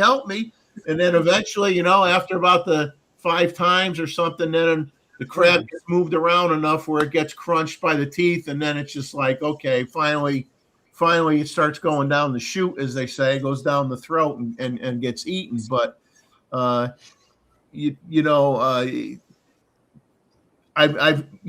unless it's a very, very small fish, I mean, the gator rarely has an easy time with eating the food, because a lot of the food is not, if the phone, it used to get flounders that were wider than the jaws of the gator, and I got pictures, showing that too. And they might be gumming that flounder for a half an hour because it's too big to go down. The throat might be like that, right? It's got to massage it and tenderize it and eventually break off pieces or, get it where it could start swallowing the food item. So the one you had a picture before, it looks like the teeth are very fine. I mean, much thinner than what I was expecting from the other crocodiles we see here in Australia or where I was in Botswana. It is or just looks like? Yeah, the one. Yes, and it varies. It varies on, of course, the age of the gator because, like, I'll show the one I think you're referring to. Of course, yeah. The one you're referring to here. The alligators is probably this one here, where the teeth don't really look that big. Yeah, that's the one I saw before. Yeah. But then when you look at maybe that was young. Oh, it's pretty big. That one's pretty big. They don't usually get as big as in Florida. They don't get much bigger. They're not as big. I mean, you got the crocs in Africa are like way, way bigger than any alligator. Yeah. Or like the one that you shared that was looked like it was like the size of a school bus, 6 meters thing, yeah. Yeah. They are like 1.5 meters long. The one in Florida, which is a little bit warmer than where Jeff is, they can grow a lot bigger. But in general, crocodiles, with what you have there in Australia, and Nile crocodiles, what you have in Africa, they tend to be bigger, and they're basically the teeth, the conical teeth, is completely different. So these is more like the jaws of. These have a little bit bigger ones. Now, that's more what I would have. What I would have expected. Yeah. But this one's definitely an older gator too. I mean, just that's why this one it didn't attract my attention because that was natural for me. But the other one, they looks like needles instead of teeth. That will attract my attention. This one, that's okay. That's a crocodile. Yeah. Alligators. Sorry. Alligators, yeah. But they are different. But I think hopefully John comes back and watches. Same species, different. It is the same brand but different model. Exactly. The crocodilians, there are alligators, which are, I think there is the American alligator and there is a Chinese alligator. That's one branch. And then you have all these other crocodiles, correct? And then you have the gharials, correct? Which are the ones which they have very slender teeth because they basically fish, right? So it depends on the diet, right? Yeah. I mean, like a gator's teeth. Like a gator's teeth, or even a killer whale. Teeth on a killer whale are more like pegs.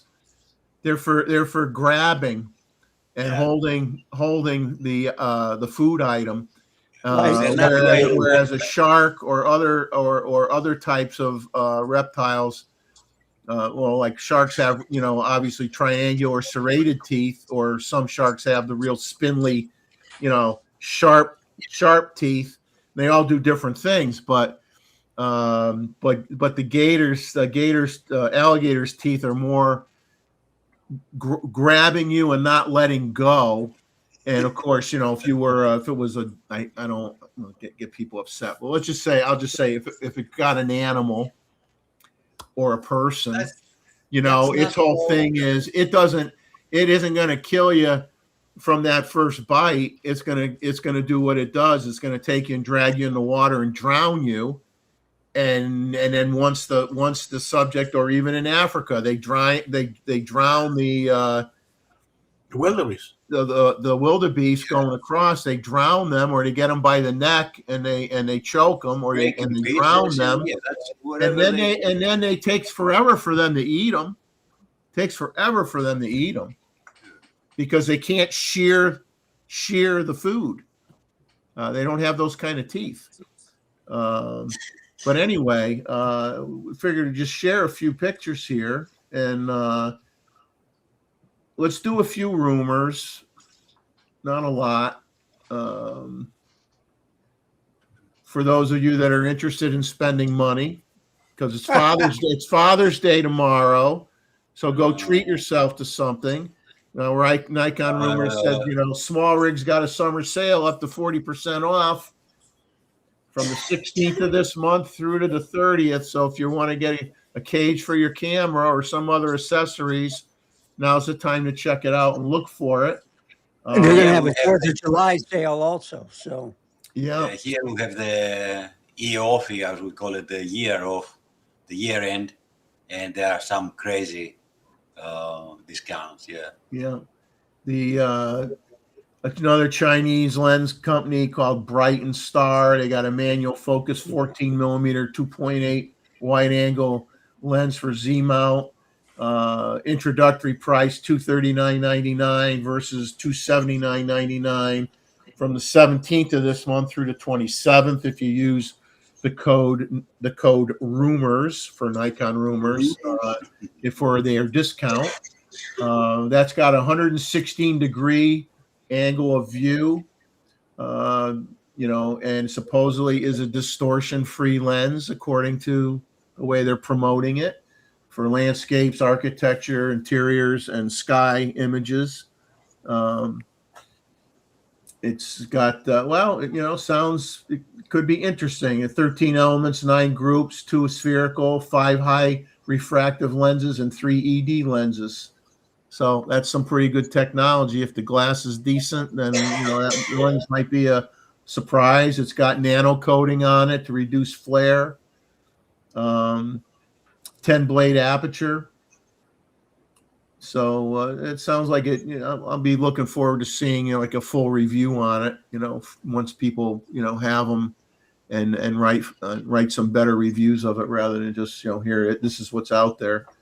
And Small Rig, for those of you that do have small rigs, especially if you have a ZR, which I know Randall does, several, I believe.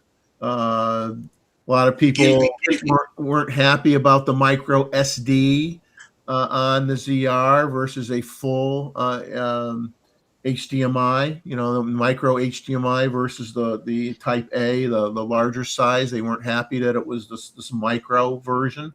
But the Small Rig's got a right angle adapter that mates with like 4 or 5 models of their camera cages that they have out there for the ZR, and it's only $15, $14.99, and then you plug it into the micro HDMI and just leave it on the camera with the cage, and then you plug everything in with a full size HDMI cable. So that takes care of the problem. It only costs you $15. So for those of you that aren't happy about what's in the camera itself, the 15th Voigtlander lens for Z-mount will be coming out in July. A Nocton Classic 35-1 f1.4 lens. I couldn't find the price, but they do have that lens in the E-mount, which sells for $799. So I'm not sure if the price will be the same for Z-mount or not, but that's what it sells in E-mount. And of course, there's a lot of savings on photo editing software out there, as there always is, certain times a year, whether it be off DxO software, 15% off of after shoot. Discounts as high as 70% off on some Luminar products if you're into their software packages. I bought the Pure Raw. It is amazing. And there is a new firmware update for if you had bought the Z-mount 7 Artisans Max Series autofocus on 135mm f1.8 lens. They got a new firmware update that improves focusing speed and, as they say, enhances stability. Because yesterday I was reading a discussion about this lens, and they were saying the autofocus a bit off at the moment. But they said he put a new firmware, New 121 firmware. or something like that. It Yeah. was a bit better, but still, because you couldn't afford the planner, Yeah. and it goes for this one. Yeah. And Peak Design's got 50% off on certain products for those of you that are Peak Design fans. And Viltrox supposedly might release a mirrorless camera with a Nikon Z mount on it. Question mark. That would be really weird and a little bit. It'll be weird. I'm just gonna say weird. I'll leave it at weird. Especially with the lawsuit. Yeah, I am gonna try to. I think that story has finished. Yeah, They I am find out, going. I'm not going to. You think they solved it, or is it still going in the courts? Nah, I It's in think the that's court, I think. they play it between them. Did they hug each other yet? They're good. You know, money talks and beep beep works. Yeah. I'm going to skip the other rumors for now because I want to let Terry talk about some of some of his things. If he wants to talk about a little bit more about his trip or about taking photos. Because we eventually will have a presentation about the Africa. Right. I can talk generally if you feel like. Yeah. Or I can because you mentioned the firework, which is a subject which I like and have done. Well, why don't you do the firework one, and we'll save the trip for another time because I do got to end it at midnight tonight at my time. I got to end it because I'm getting up at 5:30 in the morning to go take pictures. Yeah, so sorry, I got to get some sleep. I make the first real shower from Thursday because of my eye, and I wasn't so. And fortunately, my wife told, "I haven't bought today." I said, "Oh shit, yes, run!" Why don't you talk about taking pictures of fireworks because that's coming up. I have a simple technique, and I can, if you share my screen, I can show you examples. I always using a trigger. I'm using my lens on about something like a small aperture, some like 8, 10, 11. Yep. To have some depth of field. Because it's not nice to see, then they don't put all of them together on the same place. And the difference in depth sometimes can be a bit too much. Anyway, I find out that with this aperture, about 11, 8, 11, 13 sometimes, with a long exposure, actually on a bulb, I use the bulb in Bulb case mode, yeah. And with a trigger, I just click, keeping it as much I think is all right, and clicking off. So you want to try to get multiple bursts, so most of the times. No, most of the time I make a single shot for this kind of the fireworks at the moment, and then go for the next one. What's your focal length? I'm not making multiple exposures, for example. Yeah. What focal length are you using? 50 millimeter, 35? That's depending the area where I am and how spread it is the fireworks. Yeah. Because here the chances I had to do it was in Brisbane. Here in Melbourne is much more difficult to do it. They are very, very strict to where you can go, and many times you are in a very awkward position, and they are very strict. If you go, you can't move around and all this. In Brisbane was much easier, and they were doing it on a place which was clear in front of us on the river, but it is wide. They have different platforms on the river. Sometimes only one comes up, but most of the time it's 2 or 3 platforms shooting together. That means you have a much more wide view. Of course, you can isolate the subject and with a smaller, with higher millimeters. But generally, it's depending the situation, depending how wide there is the firework. I can use 35 or 24, sometimes 50, depending how it is. And the speed it is from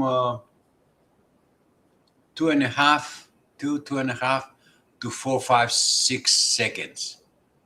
No more than that, because then you lose the definition, because everything comes lines, not really. You can't really see. Can you share my screen? You could share your screen. It'll show up. I Okay. can make it show up if you There in the middle, there is that little. in the middle where it looks Yeah, like I'm doing it. computer screen with an doing it. arrow on it. I'm doing it. Okay. Can you see that? We will in a minute. I'm gonna turn it on. There we go. Yeah. Well, this one, for example, it is 3.4 seconds at 16 millimeters and f16. And you can see what I said before. Depending, this is 4.4 seconds. It is depending how they come up and how can I say that, how they spread. And depending the background, sometimes it's nice to isolate, and from the, as you see here is 3. If sometimes you can go closer and check only the 1, but there is for me, that's depending how you feel it at the moment, because you can't really, at least me, change your mind and say, okay, take this lens out, put another lens inside, and feeling that you're losing the time. Now another fireworks.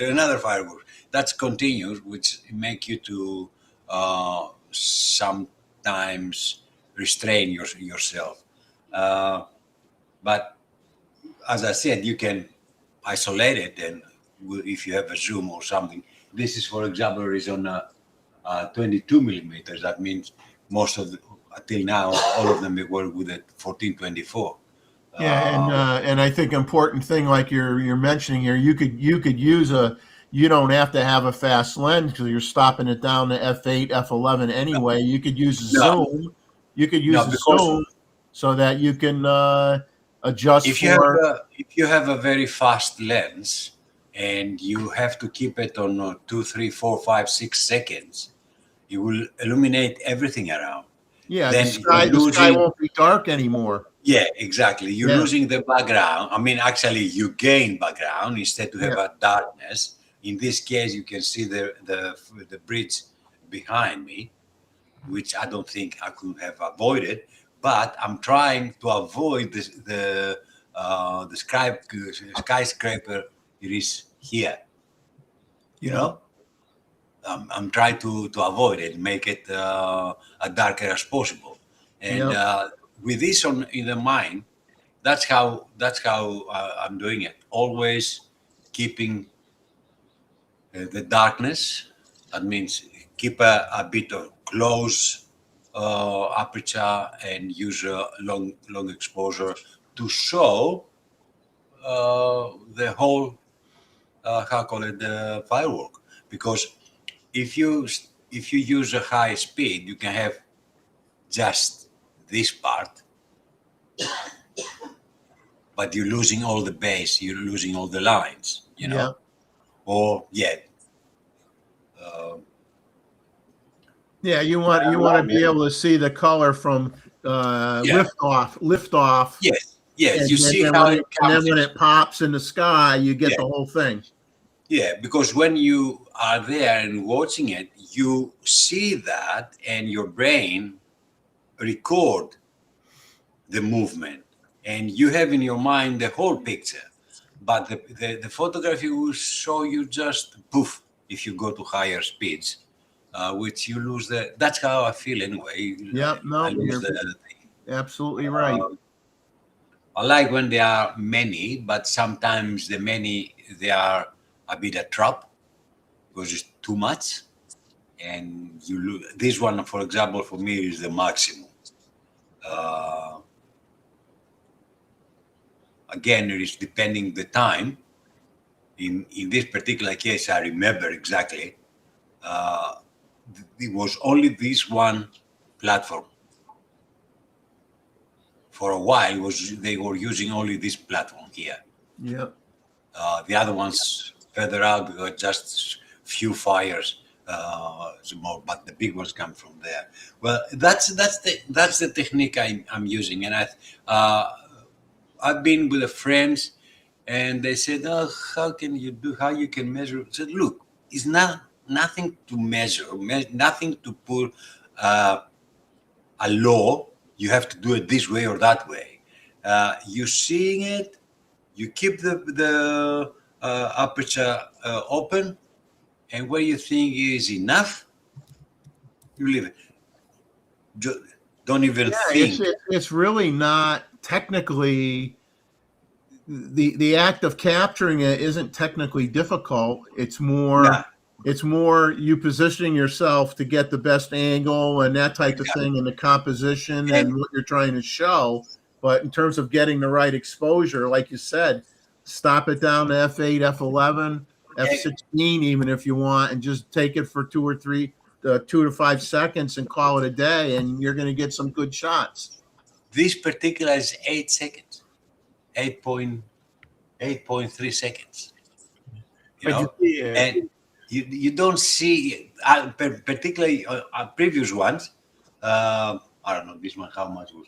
That's 8.32, but the other ones at the beginning, I saw that it's 3 seconds, and it's much more flamboyant, much more lines, and depending the firework. They're not all the fireworks the same. And that's the beauty about it. But you go and you shoot with your eyes and with your feeling. You know, you are there. You see the beginning. You shoot, and if you think that's enough, you can stop. Or you think, oh, a little bit more. As we talk about, it is about 4, 5, 6 seconds generally. Well, you don't need to, and you need a tripod. Yeah, you need a tripod, That's- and even that's, if you're in your backyard, if your kids are just doing sparklers, you take it at a slow shutter speed as they're moving it around, and you get the lines, you get everything. It looks so cool. I mean, and it's just always wanted to do that, but I never had a chance until one day I was in for a night photography on a pier. I mean, generally on the beach there, and actually I was making the pier from the land. And as I was on the pier, suddenly I saw on the side it was another photographer, and from what I saw before, it was probably a bit old guy like us, and he has 2 daughters, probably those, because another lady was beside the mother, and was putting the girls to play with this. And I grabbed them from from the pier, I put the zoom lens, and I tried, and it was really, really nice. And I thought, okay, I did it. Hello, Monsieur David. So Dave's asking, what ISO are you setting on your camera? What? Sorry. What's your ISO setting at? Is it auto ISO? Generally, no. Generally, it's the base ISO. 100, Okay. 150. Yeah, 100 Oh, wow. 64. Okay. Yeah. As I said, the only thing is to timing properly, and keep it dark the background. That means low, how call it, small aperture. You give the depth of field to, and low ISO.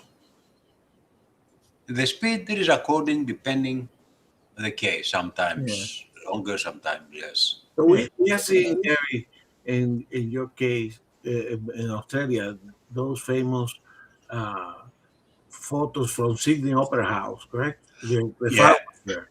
So I think for us here in the United States, almost every town has local fireworks on the 4th of July, correct? And those local fireworks can be spectacular, it can be super good, correct? But the background may not be as Yeah, nice it as could be. so the issue that I see in your photos here is that you have positioned yourself not there where there's Yeah. a firework. You are relatively remote so that you can incorporate, have some element of background. That's why I have used the 1424, the 1635 older with the Canon when I was using the Canon, the 1635, and that's why we were in one side of the river, and the distance is reasonable. With a wide lens, you have exactly what you want.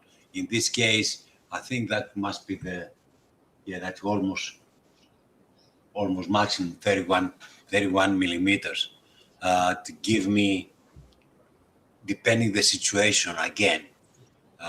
All this playing around, you can change because it's not on your hand. You don't know how they will represent, what they will shoot first or second, or how long. You are there and waiting, and you enjoying. Actually, personally, I enjoying like I'm a spectator, simple spectator, with the advantage of I have the camera and I have the controller, and I will shoot, and I will have the chance to see them again later. So Terry, in the case of did you scouted the location before, or? Yes, I definitely. In the case of Brisbane, that, as I said, I haven't done it here in Melbourne because I tried.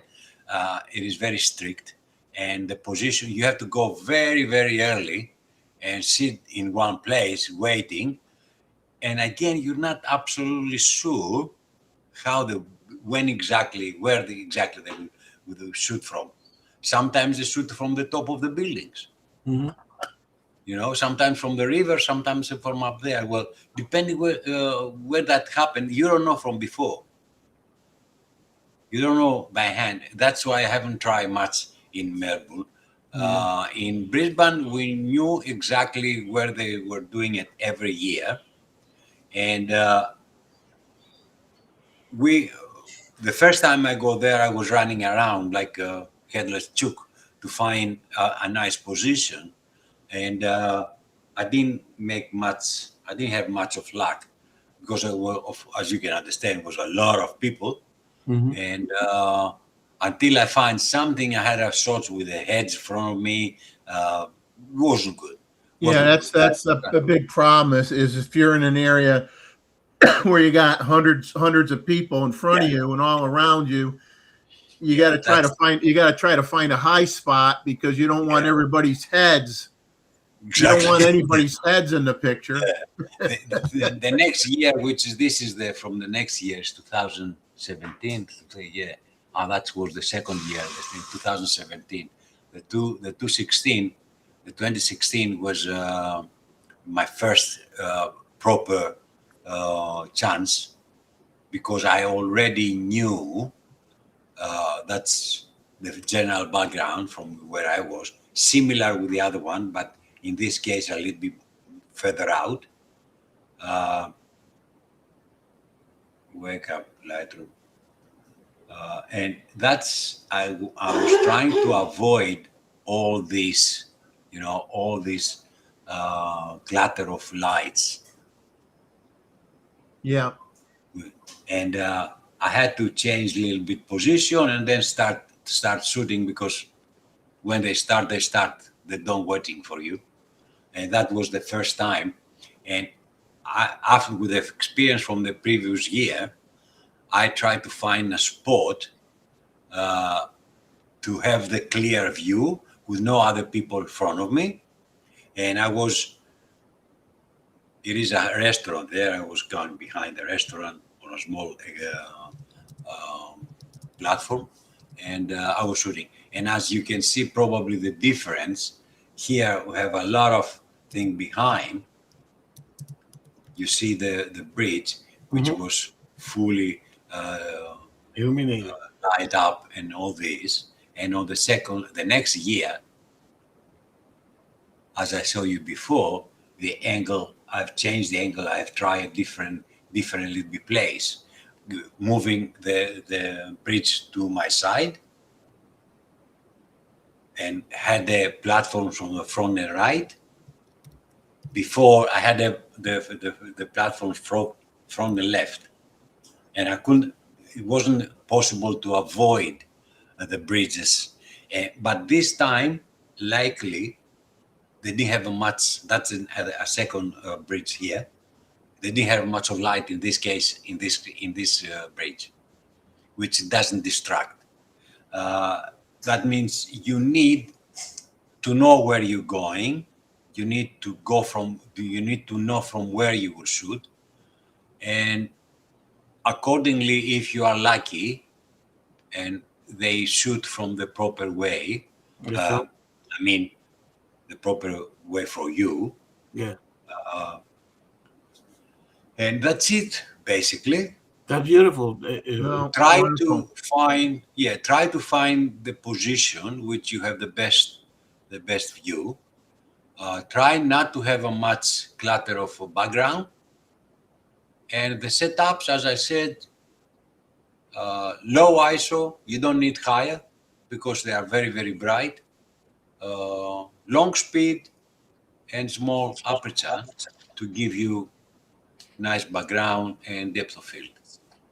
And I of know course, some of the bigger cities, like New York, and they have fireworks that are, and of course in Washington, they have fireworks with very nice background, correct? But I think definitely picking a place that has a good background help a lot. Otherwise, it's just a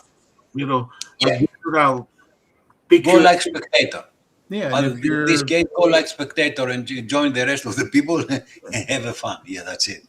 But no photo. if your background's too light, too bright, like Terry said, that's what you got digital camera. That's what you got a mirrorless camera for, or whatever. Look at the image after you take it. If the background's not dark enough, then change your make it so you're not exposing quite as long, and it might take you a couple tries to get the setting the way you want, but it's not going to take you forever. You see these ones, the ones you saw here, you can see from the strip underneath, it is the ones I have kept. That's the keeping one, all right? I'm not showing, like all the professionals, showing all the good ones. You only show the good stuff. You don't show the good stuff. I've thrown out not plenty, but many, right? Which wasn't too long or was too short. Yeah, but what I'm trying to say, Terry, is that, for instance, in the town where I live, correct? The local newspaper tells you the time when the fireworks for the 4th of July are going to be and how long. They have special places that you can go and watch it. Now, for non-photography, the places that you go, you are there underneath, right?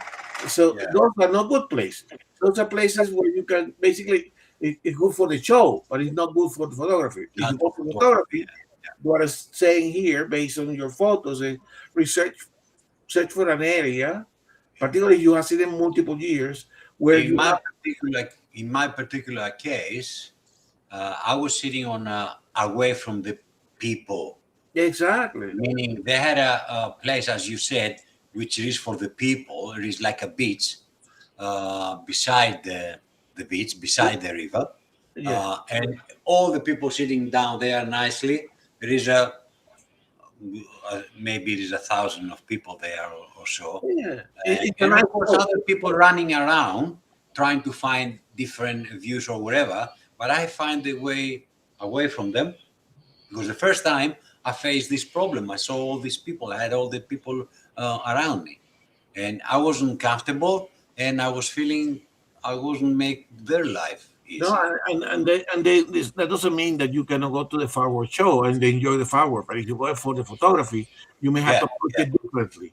Right? No, it's harder because you can, and one, if you got thousands of people, you don't want you may not be able to open up your tripod legs, and you got people tripping over your going to knock your camera on the ground and stuff like that. You know, you got to find your own special spot, or you know, and like sometimes like down here, sometimes I can get the fireworks. They go high enough over the houses in my backyard. Yeah, you know, and I don't have anybody in front of me. I just have to. I mean, I can't catch it from when it shoots up from ground level, but I could get the. Yeah, I could get it when it spreads out. But exactly. Yeah, the explosion. Yeah, that makes a nice watching, but it don't make a nice photography. Right. Yeah, Watching it, right? And that's like so. But if you want to do the photography, which is what Terry's talking about here, you may have to scout the location, look for, the usual stuff, composition and stuff like that. And I put down the Google. I put down the Google Maps, and I look around to see before I go there, because you don't know. Yeah, you see something on the map, but you don't know if you actually can go there. And in the case of what you have, Like issues, you have like the river. So if you have water elements that reflect the fireworks in the water, that's nice too, correct? Now, that's different from Jeff that we talk about in your backyard watching the local fireworks. In your friend, going to the beach and watching it from the beach, correct? That would be different that from your backyard. That in Brisbane around there is a bit hilly, and a friend of mine, because we could go, we have been a bit late. He's not a photographer, and I thought, can we catch it from somewhere higher? Exactly. He said to me, I know a place up to the hill, and we go there. It was between the buildings. Exactly. It was yes and no. Yeah. Sorry, Scuberachi. You know, the thing is too, you may have to be willing to pay for a night at a hotel where if you have a balcony off the hotel where you're sitting high up where the people aren't even in the picture at all because of your angle of view. You pay for that hotel for the night. You can set your tripod out on the balcony. You got nobody bugging you. You could get the shots as long as you got a hotel near where they're going to show the fireworks. It may cost you a night at the hotel, but hey, you'll get the best shots. I want to say to Scuberachi and to you too that what you see from the Sydney Harbour, you see the commercial ones, which they are in the water with the platforms, professionally set up, because the areas to shoot the bridge for the fireworks is very, very limited. Yeah. Because on this side of the river, there is all the high society with the big houses up to the river, and you have very, very limited space. You go to see something, but most of the photographs generally they show around about from Sydney is from commercial on purpose prepared for this for the TVs, for some newspapers and all this. Exactly. I know that some people also, when there is a body of water, they go and shoot from a boat that that adds to the complexity, correct? Because then you have the boat that is moving, so you can do the long exposure. But Yeah. it creates some interesting photos, correct? Yeah. So anyway, Thanks for sharing. Thanks for sharing that stuff, Terry. No worries. Excellent. I think everybody wants to know. Everybody wants to know how to do it, and they go like, "How do I go about doing this?" And It's so it's simple. more about, actually. like you said, scout out the area, Yeah. find the angle Try that to you're going find to a get the nice, best a shot, nice position. Yeah. find the right position, and with a modern day camera, you might have to tweak things a couple times until you get it where the background's dark or whatever.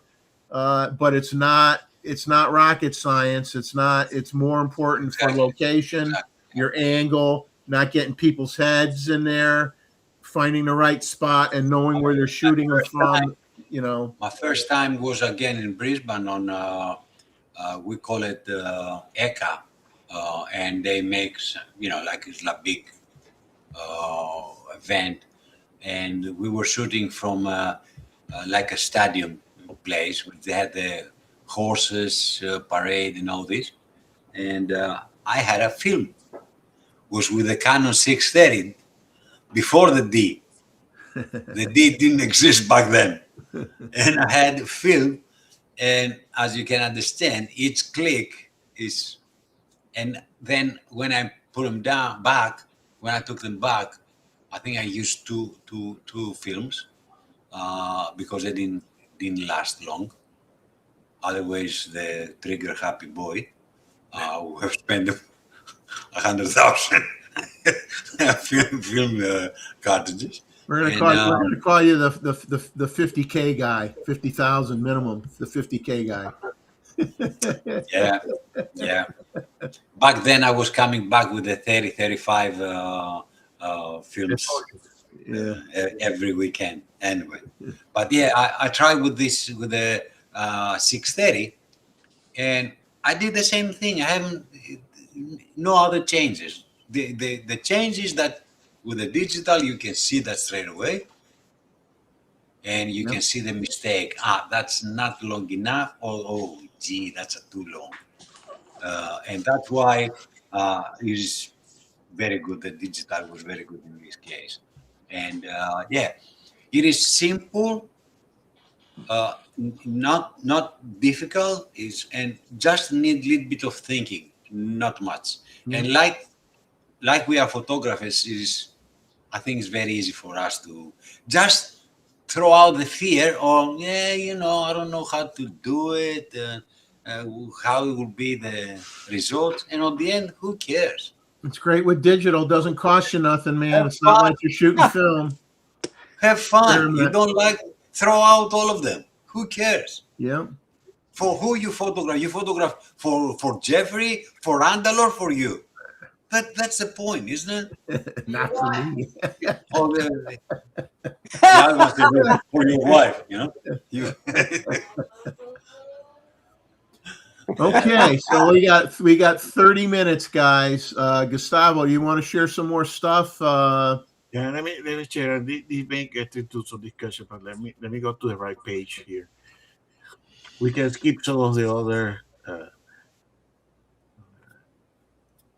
I'm gonna skip the other rumors because I might show you a couple cameras at the end of the show here, quick. But I know you got some more stuff that you got in your queue, so I'll let you you show what you got first.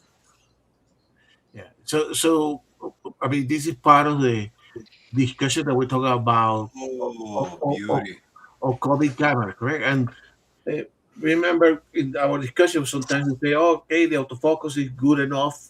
We don't need better autofocus. I tell you, for this some type of photography, right? High frame per second, faster autofocus with more reliable amount of focus or predicted focusing as you try to do 3D. It's important, right? Because what I'm going to show you, of course, I'm doing a lot of nest photography, correct? You're trying to configure the camera in such a way that you can remotely, either use auto capture or you use remote triggering, okay? capture the moment where the birds are coming, right? So one of the techniques that seem to work very well is to actually do a 3D tracking, right? The 3D tracking in Nikon is quite good, but it's not perfect, right? So I'm going to show you here some examples. So for some of you that want to try this, right? If the chicks are still not out, you can use either autofocus with 3D tracking, or you trigger by basically putting the 3D tracking at the element of the entrance of the focus. And as soon as they get out, sometimes, and that's the issue, that's what we want better cameras, is sometimes they grab it and they go with the bird, and sometimes they don't. Okay? So, and that goes to the discussion that we were having about the hotline and the potential usefulness or more information coming into the camera to make the decision. So this is a successful case that I'm going to show you, but I can assure you, since I do this regularly, that I only get it 1 in 5 times, 1 in 6 times, right? And what we do want, and that's why some people that are not bird photography don't understand why bird photography complain. It's not that we complain, it's that we know this. We are living at the edges of the limitations, right, of what the camera with the current technology can do. So maybe this is the beauty of it. And It was so easy. We would have lost interest soon, I think. Indeed, but you still want, in some cases, So this is, let me show you a series. So this is using that 3D tracking technique, correct? And in this case, you also, you have to understand the interaction with the lens, the software, the camera, and all have to work in consonance, correct? The processor to work, correct? So this is a series of 9 photos, correct?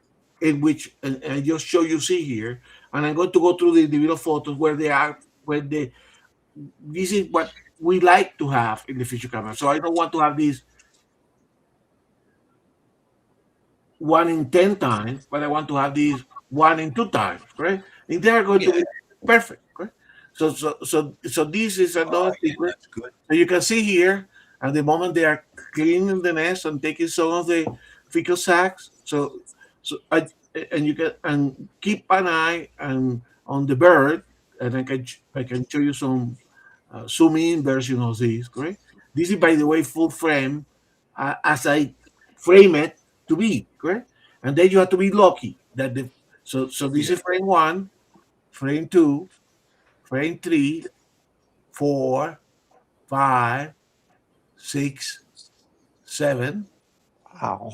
8, 9, 10, and look at how the tracking goes and how the tree behind is getting out of focus. Yeah, but on the third one, you have cut the edge of the wing. That wasn't good. Yeah, and of course it goes out of the frame, correct? And this one, of course, you have cut the wing. So, but you see, this is what we want to see now. This is 1 of the 10 times that I tried, correct? Yeah, well. So because I even on Matt's channel, correct, we had these discussions for non-bird photographers that say, you bird photographers, you're crazy, you create all these complaints. It's because we're trying to do something that is extremely difficult, correct? And I understand they may not like our genre, correct? They may not understand them, because remember what I say, photograph what you like. I like to do this, correct? So I want to have this. Yeah. I like to have, now would I print all those? No, but I made a particular position. Now the other thing is that this is a 20 frames per second, correct? If you work at 5 frames per second, you will have 2 photos. If you work at 30 frames per second, you will have more photos, correct? In this case, the bird flew away from the nest towards me, and the camera was able to catch up with it because it was able to predict. But when the bird flies, perpendicular to the or along the path of the nest, you only get at 20 frames per second. You get 2 images or 1 image. So there is other element for people that do those logs. But you make your log by framing it correctly, looking, trying to see having a vision, having an idea of what you want to achieve, right? And that you did it for for one reason, to make us jealous, isn't it? Yeah, and they are chat. But no, but what I'm saying is because we need to. This is why we need the faster autofocus and the speed 8 on the C9, correct? Because And then we will try to complain for something else. exactly because That's our job. but that's our job. That's a technology, correct? This type Yeah. of photography, subjects that are faster and more erratic. I try to make a defense on. We are not about bird photography or nature photography or wildlife sport photography. We are working at the limits. These images that I show you were impossible before 2 years, 3 years ago, correct? Absolutely, yes. Yes. So now they're possible, and we nature photographers want to show it to other people, correct? Want to share with other people. But Yeah. you can see these subjects that are faster and more erratic, correct? Like birdie fly, wildlife, and field sport routinely are not done all the time with what I show you here. I mean, they're not always okay. That's why we want faster bus rate, okay? Because the level of keeps the different positions, correct? Okay. And the other one is the high resolution cameras are less forgiving, correct? I mean, if something is slightly out of focus, you will see it, correct? Oh yeah. And the subject detection software and more demanding. It's trying to recognize the eye of the bird, recognize the animal, recognize whether it's an animal and where is the head of the animal, where I need to focus. It's difficult, correct? Now, you also have to be aware of the light condition. If you try to take this in bright daylight, correct? That doesn't work. So you have to go to the right place at the right time when you have a more even light, strong enough, correct? But to produce sufficient contrast for the autofocus system to work, okay? And ultimately, the other reason why we hope that we get faster autofocus in the combination of the C9 and the Speed 8 is because they need to stay ahead of the competition, correct? So it's not that we're complaining for complaining's sake. Sure we are. Sure we are. Yeah, we are. Yeah. No, but Yeah. We are. it pissed me off because it basically Remember me? You remember me? Yes. I was complaining. No, but there's the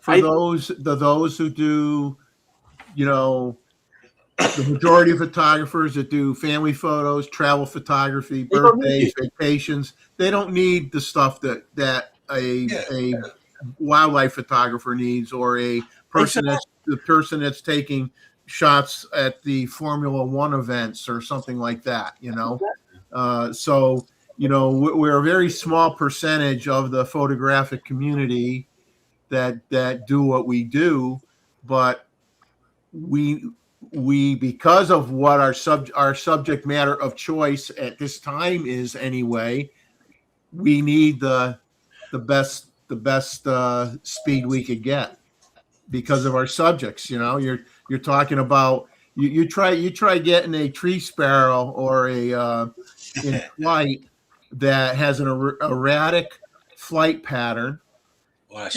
and I've had times where I've had my shutter speed, believe it or not, at 1/5000th of a second, and the bird was still blurry. Oh yeah, because they're so darn fast and they're so darn erratic, and so yeah, I mean we're a very small percentage of the photography base, and most people don't need it, but we do. We kind of do. Yeah, but what I'm saying is, it's not that the photographers, the bird photographers or the wildlife photographers or the sport photographers, it's not that we don't force other people to buy new cameras with better autofocus. if they're happy with the camera that they have, they can stay on the camera, correct? It's just that there is some element of criticism, even among friends, correct? People that we consider friends, they think that because they don't have the same appreciation for the subjects that we have, don't understand that when we complain, okay, it's not because the autofocus is not good enough, it's that there is an evolution to that, correct? I mean, we have here Mohammed said that people would pay for bad photos or bad autofocus photos. No, I think it is like any technology race, right? We are now enabled to show stuff to people that don't have the same appreciation for nature that we couldn't show before, correct? Because it was very difficult to do that. Now I can monitor and learn more about what the birds are doing. Okay. So anyway, and believe me, when people talk about, for instance, pre capture or auto capture or focus limiting, these are all tools that we're going to use. And we're going to put it to the use of that. But we're going to find all these tools, and I know because I use them, they all have limits. And we still will demand to have modifications so that we can have other ideas and other captures, right? And other things, right? I showed you before insects, correct? Flying insects around flowers. Very difficult because there is no insect recognition. Now, people should not bitch about because nature photographers say, hey, I would like to have good autofocus on bumblebees, correct? Yeah. It pissed me a little bit off because, okay, I mean, even you go into Matt's channel and then you have other people saying, what you guys are complaining about. Yep, okay, I don't shoot people, correct? But the people, you can tell them stay or go. Shooting people is very inappropriate, just so you know, anyway. So I think it's important not that we defend ourselves, but they have to understand that different genres of photography require different things, and that's why we sometimes ask for modification. Correct? It's up to Nikon to satisfy the different markets. Correct? But I tell you, it ticks me off, particularly because I'm not typically one that engaging in complaining or on saying you don't know what you're talking about or whatever, correct? But other people that do other type of photography, makeup photographies, or they should not think that because we ask for certain features, like but 5% we are crazy that they say I would like to have 100 frames per second. Well, I'm not crazy because I may want to do certain type of photography that is only enabled at a very high speed, right? You photograph. Yeah. You got people that like to take pictures of. Complaining. Sorry, Jeff. We were complaining and still complaining and screaming about Nikon doesn't give us the pre-capture on RAW and it was only JPEG, blah blah blah blah, and this camera is faster than Nikon. It is faster, but we're forgetting. But in our case, with our Z9s, now which is 4 years and 5 months old, right? And we're comparing it with cameras which come 2 or 3 years after. Yeah. And we complain that the Sony A1 or the Canon R1, it is better. And we don't think, one moment, how long it is the difference? And what's the limitations of these cameras? We complain sometimes just to complain. Exactly. You know? And we don't forget, one moment, we have a machine which, and I was from the first ones complaining, all right? I know that. But we have a machine which is the third revision. It could have been a third camera, not the first one, with the things they have given us. And we still compared with the cameras when they come from the factory 2 and 3 years later. Yeah. With us, and we know how much the technology changed day by day, or not year by year, day by day.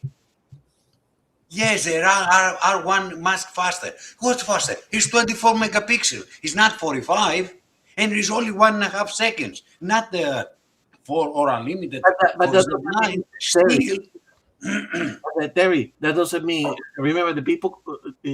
That doesn't mean that if there is a 60 megapixel camera, there is no use for a 60 megapixel camera. That doesn't mean if it's a 100 frame per second camera, that there is no use for 100 frame. yeah. We have to allow for people that have those demands to Yeah. to use those cameras. And What I if- don't like is the comparison. exactly. Well, there's a reason They why. complain, and they complain because of the comparison. But this camera is better, and this camera is better. I should have mine, but much better. Come on, Well, be like I serious. said, there's a reason why you got cameras that cost $1,500 and you got cameras that cost $7,000. Yeah, exactly. Right? Not the guy who's buying the $1,500 camera doesn't need what's in the $7,000 camera. Yeah, and sometimes that intersect with your photography style, and then you don't need to buy 100 frame per second camera because you're never going to use a 100 frame. Right. If I'm doing it, you're right. If you're a wedding photographer, you're not worrying about frames per second. Yeah, and the same goes for global shutter, correct? If you were using a lot of flash and shooting, you like to have a camera that with global shutter, correct? I bought the Z9 when I bought it, almost 9,000 Australian dollars. Right? It is what it is. And I bought the 6.3 for a backup, 2,000, yeah, and it has things which the Z9 doesn't. exactly. Well, do I have to complain in Nikon because of what they did? No, wake up. It's a tool. But The technician works, not the tool.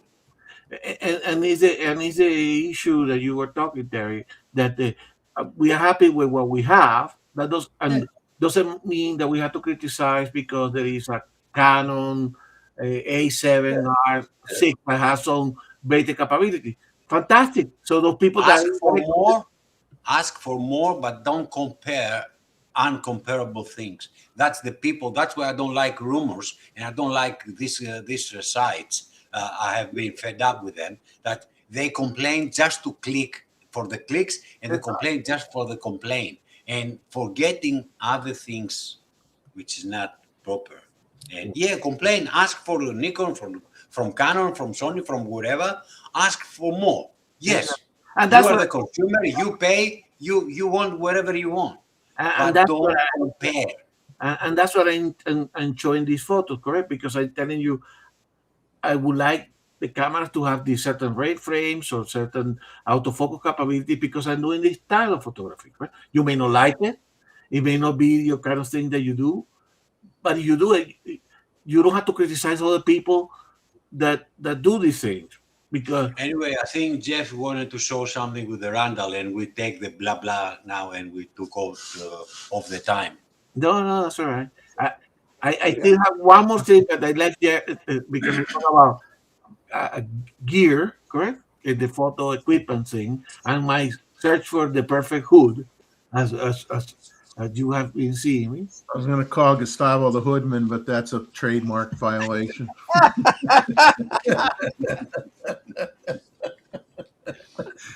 So I'll have to, we'll call Terry the 50K man, and then we'll have to come up with a different thing for Gustavo.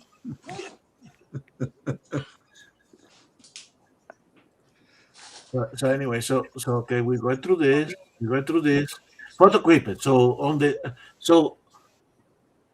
one of the things, and Terry, this is related to the trip to Iceland, correct? I wanted to take. I took some. I'm going to do a lot more landscape, correct? So sometimes using a polarizer in front of body of waters or to eliminate reflections is important, correct? And one of the things is handling the polarizer when you have the hood is cumbersome, correct? And then even if you have the camera, so I love the fact that the new generation of Nikon have little windows, correct? Unfortunately, that window are not the hoods are the hood that exists for those new lenses do not fit the older camera, Yeah. the older lenses, correct? So I was looking for the 2470 if they have done any exactly. somebody. The 2470 fits my 20 my 20 to 120, so you can see it here, correct? And that's very good, correct? But I didn't have a hood that worked well, correct? So we love Jeff, right? So I'm sure that he will be joining us in a second here. But I didn't have anything for my 40 to 30, correct? So it just happened that as I was buying these hoods, correct, and trying to see if I can get them to work with my case set of filters, correct, then I find out that and I mentioned that Hudson Henry has worked together with Case to develop a new hood that actually worked well, and they just arrived today with a 14 to 30 f4, which is the one that one of the lenses that I taken with me, correct? And this one allows you to have basically to put your filter, and then has like a rotating table that you can access on the side, correct, in order to get the amount of polarization that you want from the shot. So I'm actually quite happy with this product. It just arrived today. It took about 2 weeks to arrive because it went into those mystery tools that sometimes you get with Amazon, and then it goes to many places in the world before it arrives to your home. But locally arrived in time for my trip, correct? But this one I do recommend, and that's why I recommended watching that that video, because he go through all the specification for that one. But this actually fits very well. So this will be the hood that I'm going to take, so that I can use the polarizer or easily exchange if I want to use a neutral density filters. Okay, so Yeah. If you see a hood for the 2470, the old one, with this, tell me about it. Exactly. I don't know whether that new hood from Nico fit the 2470. Doesn't fit. Okay? No. So what is the 3 millimeters on Because the? it's 82, and the new one it is So 77. So this is the good thing about this one, Terry. This is 82. This 82, Yes. the case. Okay. So that Yeah, but takes any polarizer or have to well, be. it's for the case magnetic polarizer. All right. Yeah. So it will be only good if you are in the case system. Okay? Because I have the Nisi, which is normal. I But don't have anything magnetic anyway. It's not magnetic, so so that may not work. So this one is has the ability for you to you take your Yeah. you drop it there, correct? And then you have like a turntable that you can rotate the filter to the amount from the side, right? Yeah. So anyway, Yeah, for me, it is very expensive to jump now, throw out all my lenses, all my filters, and go to magnetic. exactly. So I would use this one here, and then they have size. You can size it down, correct? Well, correct. From Yeah. they have adapter, but you have to. It's within their ecosystem, correct? So anyway, I thought I'd show it to you, and obviously I will let you know how it works. But I like the fact that you have a like a turntable to rotate your filters, and they are easily attachable, detachable. And I now have a window or a way to manipulate the lenses on all the lenses that I'm taking. So anyway, My old Haida had a similar thing. I'm sorry. My old Haida system had a similar thing. Okay, I have The a square, the 10 by 10, Okay. but they have on the base, you could put inside their own polarizer, and you had a wheel. I can show it a moment if you feel like it. Okay. So that would be good, because the polarizer is still the filter, the landscape. Yeah, we need it. You need it. You need it. That and the ND if you're doing waterfalls and stuff. Exactly. So So that's what I'm going to try. I'll let you know, Terry. Yeah, But, thanks. Yeah. but glad that the equipment came in time. So Uh, that's what I have Yeah. from my side. I Yeah. saw this program with Alright. the Hanson. Randall, I want you to share your stuff, and I'm going to show something quick. If we go a few minutes over, I'll survive. And then we do the upcoming, correct? And then we do the upcoming. We got the 5 minutes. Go ahead. you wanna do We go quarter after. It ain't going to kill me. I don't need sleep. Oh, come on. He's a vampire. Go ahead, All right. Randall. All right. So I try a lot of cameras and stuff, and let me go to my share and then go into here. This is the bird I was talking Oh, about, my God. little chick. It must have been blown out, but look at the flies on it. It just, it was heartbreaking. And, no Nature feathers or cleaners. anything. And it's been raining so hard here, or in so much. The mosquitoes are bad, the flies are out, but I haven't seen any bees or wasps because it's been raining so much. So I don't know. But anyway, that's enough of that picture. But I'll show some of my beautiful trees that are blooming. They're usually come out in the middle of July or at the end of July. They're early this year, and just look at that. They're just gorgeous. You can look at the sharp. They're ready to pop, and you get the flowers and stuff. So it's stuff like that that I like taking photographs of. Just gorgeous. Right. And I'll just go this way. Now, this is my purple one. It came to life, which I couldn't believe. I thought, well, it bloomed early, but then with all the rain, look what happened. And You are So it's handheld, Randall, or on a Yes, phone? And it's all handheld. you still got a lot of parts that haven't blossomed yet too. So Right. Yeah. So all of these haven't exploded yet. And wait until I get to my white one.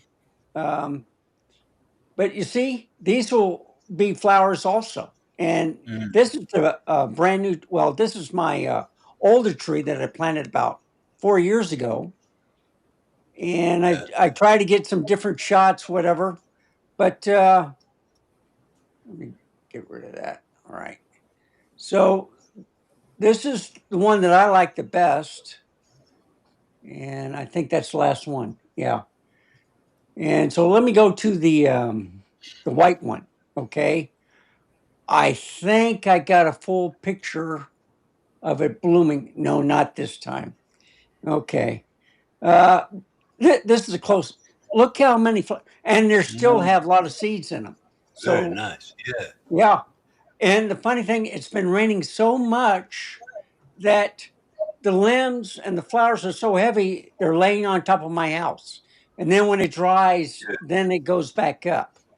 And at first I thought I had a lightning strike, but no, it just that's a was too much water. huge tree, huge bush. Yeah. And then I can, maximize it a little bit. Look how sharp that is. And this is a 20 megapixel camera. But, you get the right lens, the right, and it was windy too. So I was using the OM system, OM1 Mark II, which has great stabilization. And I was trying out the new 20 millimeter f1.4 lens, which is equivalent to a 40 millimeter on the full frame. And it was excellent. So, some videos, I'm going to compare the ZF with the 40 millimeter, this one with the Sony A7 IV with the 40 millimeter. That's what I do. But I love these pictures. I am going to a couple of different places tomorrow to make some different shots. But yeah, it's a great time to be alive, folks, because there's no bad camera. Exactly. Oh, yeah. He's a bad technician, not the tools. Yeah. Randall, as you know, you know about the OEM. I never really dig about to learn, but all the lenses, the nomination, the titles of, for example, the 5200. Yeah. It is actually like the 35 on 100, the 100 400, isn't it? Yeah. But they still use the 35 millimeters clarification. Yeah. So, That's stupid. you know, I've heard things where, like, you know, with the medium format, it goes down. With the crop Yeah. and the Goes up, micro yeah. four thirds, it goes up. 1-inch sensors might be a 2.7, depending on how big the sensor is. Actually, I don't now I'm look at thinking, it that way. If I yeah, get the good Nikon do light, the same thing I anyway don't with care the about DX. the focal length, whatever. I just want to get the shot. And Yeah, of course. Yeah. so I can show that any camera, if you utilize it correctly, it's perfect. And yeah. and you know, with the Micro Four Thirds, you know how small this is? This is smaller than some of the APS-C cameras I've held. And the They give you stabilization is that's nothing ugly. compared to it. I mean, it's the best stabilization. So, but the autofocus is a little behind Sony, Canon, Nikon. But you know, there's trade-offs to Depends any on what camera. you're shooting. Depends on Yeah. what you're They were shooting. shooting with manual. They Yeah. didn't have autofocus all the time. Yeah.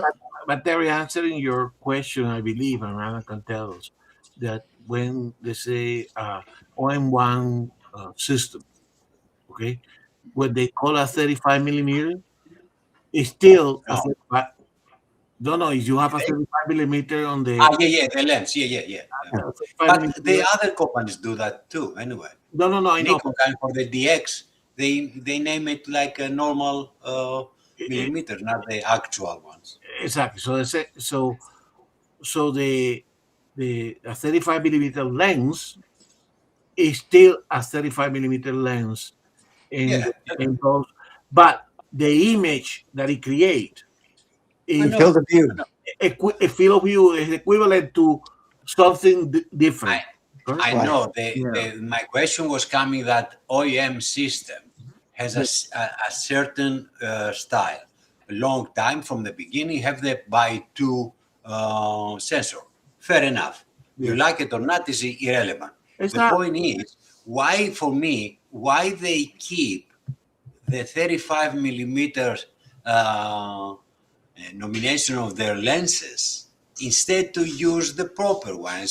Instead to say 50-200, say, look, I have a lens for this camera because it's for no other camera. It's 100-400. Why to say 50-200? Because the lens construction, Terry, is still. Yeah, I know the reason why.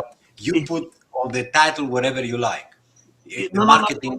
No, Terry. The lens construction is still constructed as a 35 millimeter. Remember, the number of millimeter is a physical measurement of the lens itself, right? So Yeah. what you say is that they should write 35 millimeter, but they also should tell you what is the equivalent in their sensor. Because they don't say. Look, they don't say anywhere about 35 millimeters. Nowhere on Olympus or later on OEM system, they never said this lens is measured this way because of the 35 millimeters. No, on the They box, said it did. I have 100-400. Yeah. But look Well, I mean, the tendency is to always say It's a market. it's Anyway. it's the equivalent of because of a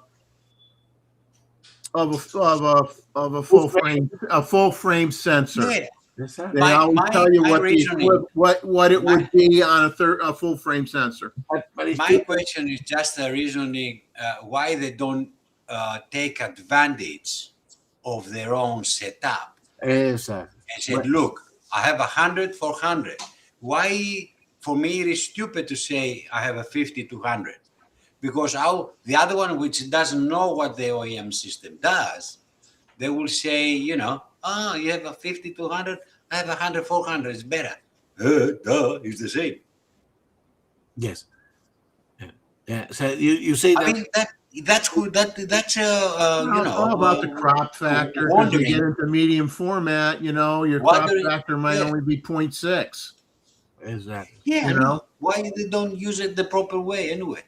Well, because it's a reference, right? It's just Yeah. somebody, I know. but the lens itself is still, that's it's still Please, 35 millimeter. Yeah, I what know, they I should know. say is the crop of the sensor Yeah. is magnification. That's Exactly. what they should put down is magnification. Then it solves everything.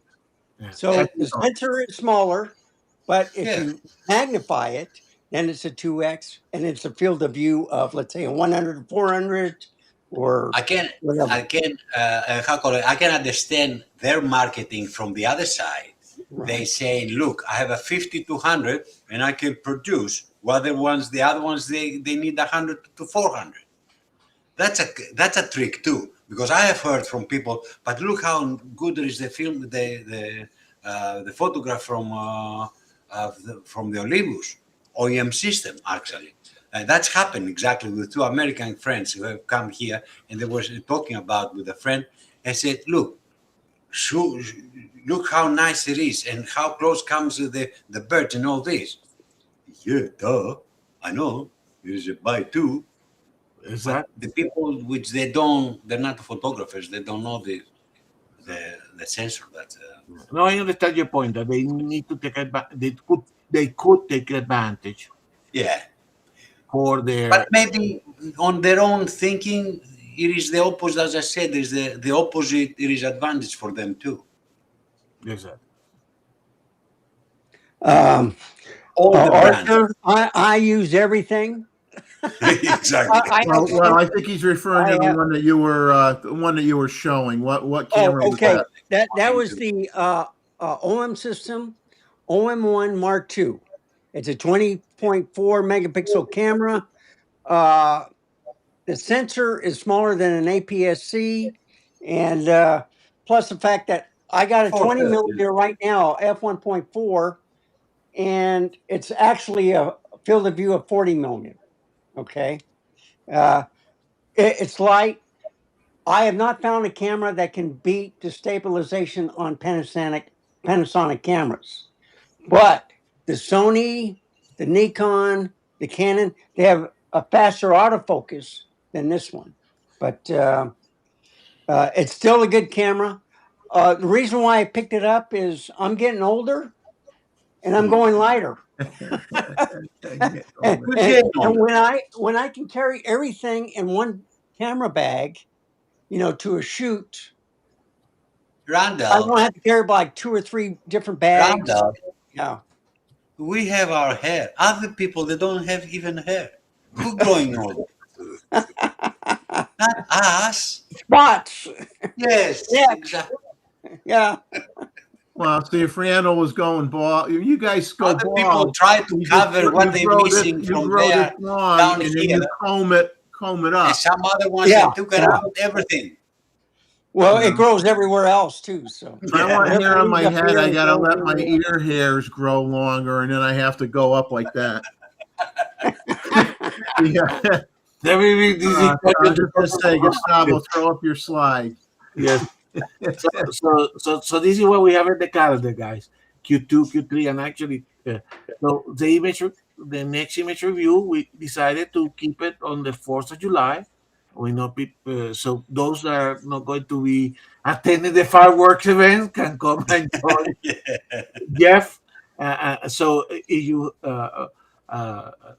as we said, start sending your images. Then our general meeting will be on July 18. Okay, I'm going to be back for that. Correct. So we still don't have a presentation for that one. If we don't have a presentation, we do another general meeting with a variety of things like the. But if somebody has a presentation, please let us know. Correct, and we can schedule. I'm glad that the people are working on. We got something in the pipeline, but it has not matured yet. Correct. Then we do have a special Wednesday presentation from Luis. Correct, on July the 22nd. That will be on a Wednesday. So remember that We will send the invite. That week presentation is ready, and it will be at a more convenient time for our friends in Europe. Okay. Then on image review of August the 1st, that's the one that Jeff is going to be traveling. So please do send, and we will make sure that on the July the 18th and then July 22nd we send you a reminder. Those images have to come to me, so I will put my email address.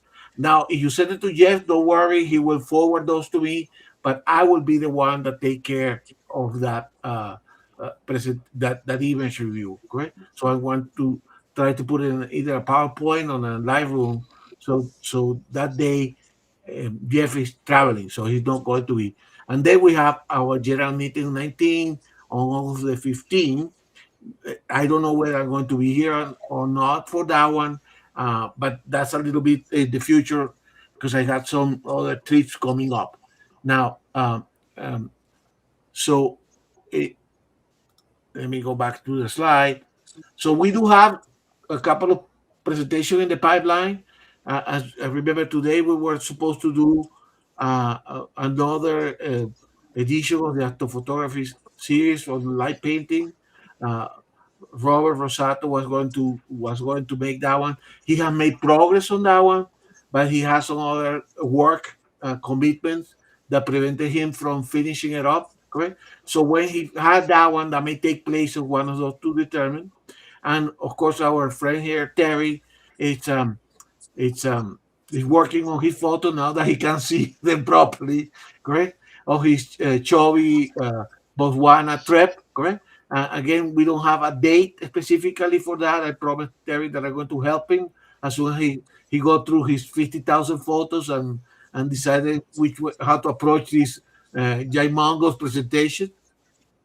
So that's what we have. They're not 50. They're not 50 anymore. They will after this cleaning up is about 30. Exactly. Oh, that's good. And this is just the thumbnail for the Sri Lanka presentation that will be on the July the 22nd. So that's what I have, Jeff, from the. Okay. Okay, So, the only thing we're gonna get ready to close it up, but I'm just gonna share a couple. I get questions sometimes in the chat. Gee, Jeff, what did you get? What have you gotten lately? And lately, it hasn't been much, other than the last week and a half or so. I've gotten a few things, acquired a few things. I'm gonna share them really quick. I'm not gonna spend more than 5 minutes on each camera because eventually I think you guys who go to my channel, I do my thanks for the memory series every once in a while, and I talk about an old camera and I go through all the features of the camera and yada yada yada, the history of the camera, put everybody to sleep, and they use it to help go to sleep early at night. They put on one of my videos and they're out within 5 minutes. So all his the topics are interesting anyway. Exactly. So I'm gonna enlarge myself here just so you can see the camera. So I acquired a couple Nikon cameras. Bad boy. Ooh. So this is Oh, a mint Nikon F501 from 1986, which was the first successful autofocus camera. Prosumer. Prosumer camera. And it gets a lot of negative write-ups because everybody says, oh, it's cheaply built. I'll tell you, this thing is a tank. Yeah. It has some polycarbonate on it, but overall, I'm very impressed with this camera. I mean, I can't get the lighting here where you can see things very well with it, but unless I can move my light over a little bit. Let me see without knocking it on the floor here. But this camera, go over some of the features quick. The only autofocus camera other than point and shoots, obviously we had a lot of point and shoot cameras that were autofocus. But in terms of 35 millimeter cameras, you had the F3 autofocus series, which did not sell very well, was not well received. They only made 2 lenses for it, an 80 millimeter lens and a 200 millimeter lens. But this camera sold relatively well, and it has these lenses have the motors in the lenses. It doesn't have, you know, the little tip on the lens mount that, you know, where the motor's in the body. The motors are in the lenses. But this particular one, you know, was $330 to $400 when it came out, and it's one of only 3 bodies that can use those original lenses from the F3 autofocus model. So the only other two cameras that can use those lenses is this one and the F4. Okay, those are the only ones that can use those lenses. So if you have old lenses for the F3 autofocus with the big, huge pentaprism on the top, they'll work on this camera. This camera will support, you know, AF lenses, AFD lenses. It'll do manual focus, AI, AIS, and AIP lenses. And what's nice is when you put the manual focus lens on this body, you get focus confirmation. You get an arrow that'll tell you which way you got to turn the focus. Clockwise or counterclockwise, and you get the green light that lights up when you're in focus using a manual focus lens. This camera has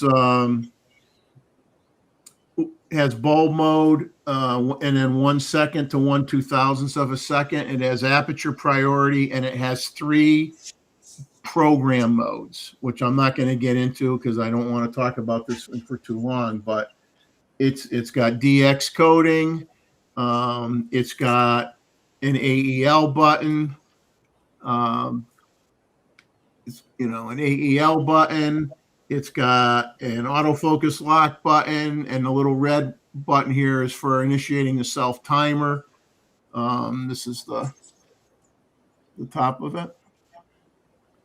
Nice. You have a switch over here for turning on or off a beep mode, an audible mode, you know, so you get the beep when it's in focus. So if you don't want to hear the beep, you could turn off the noise.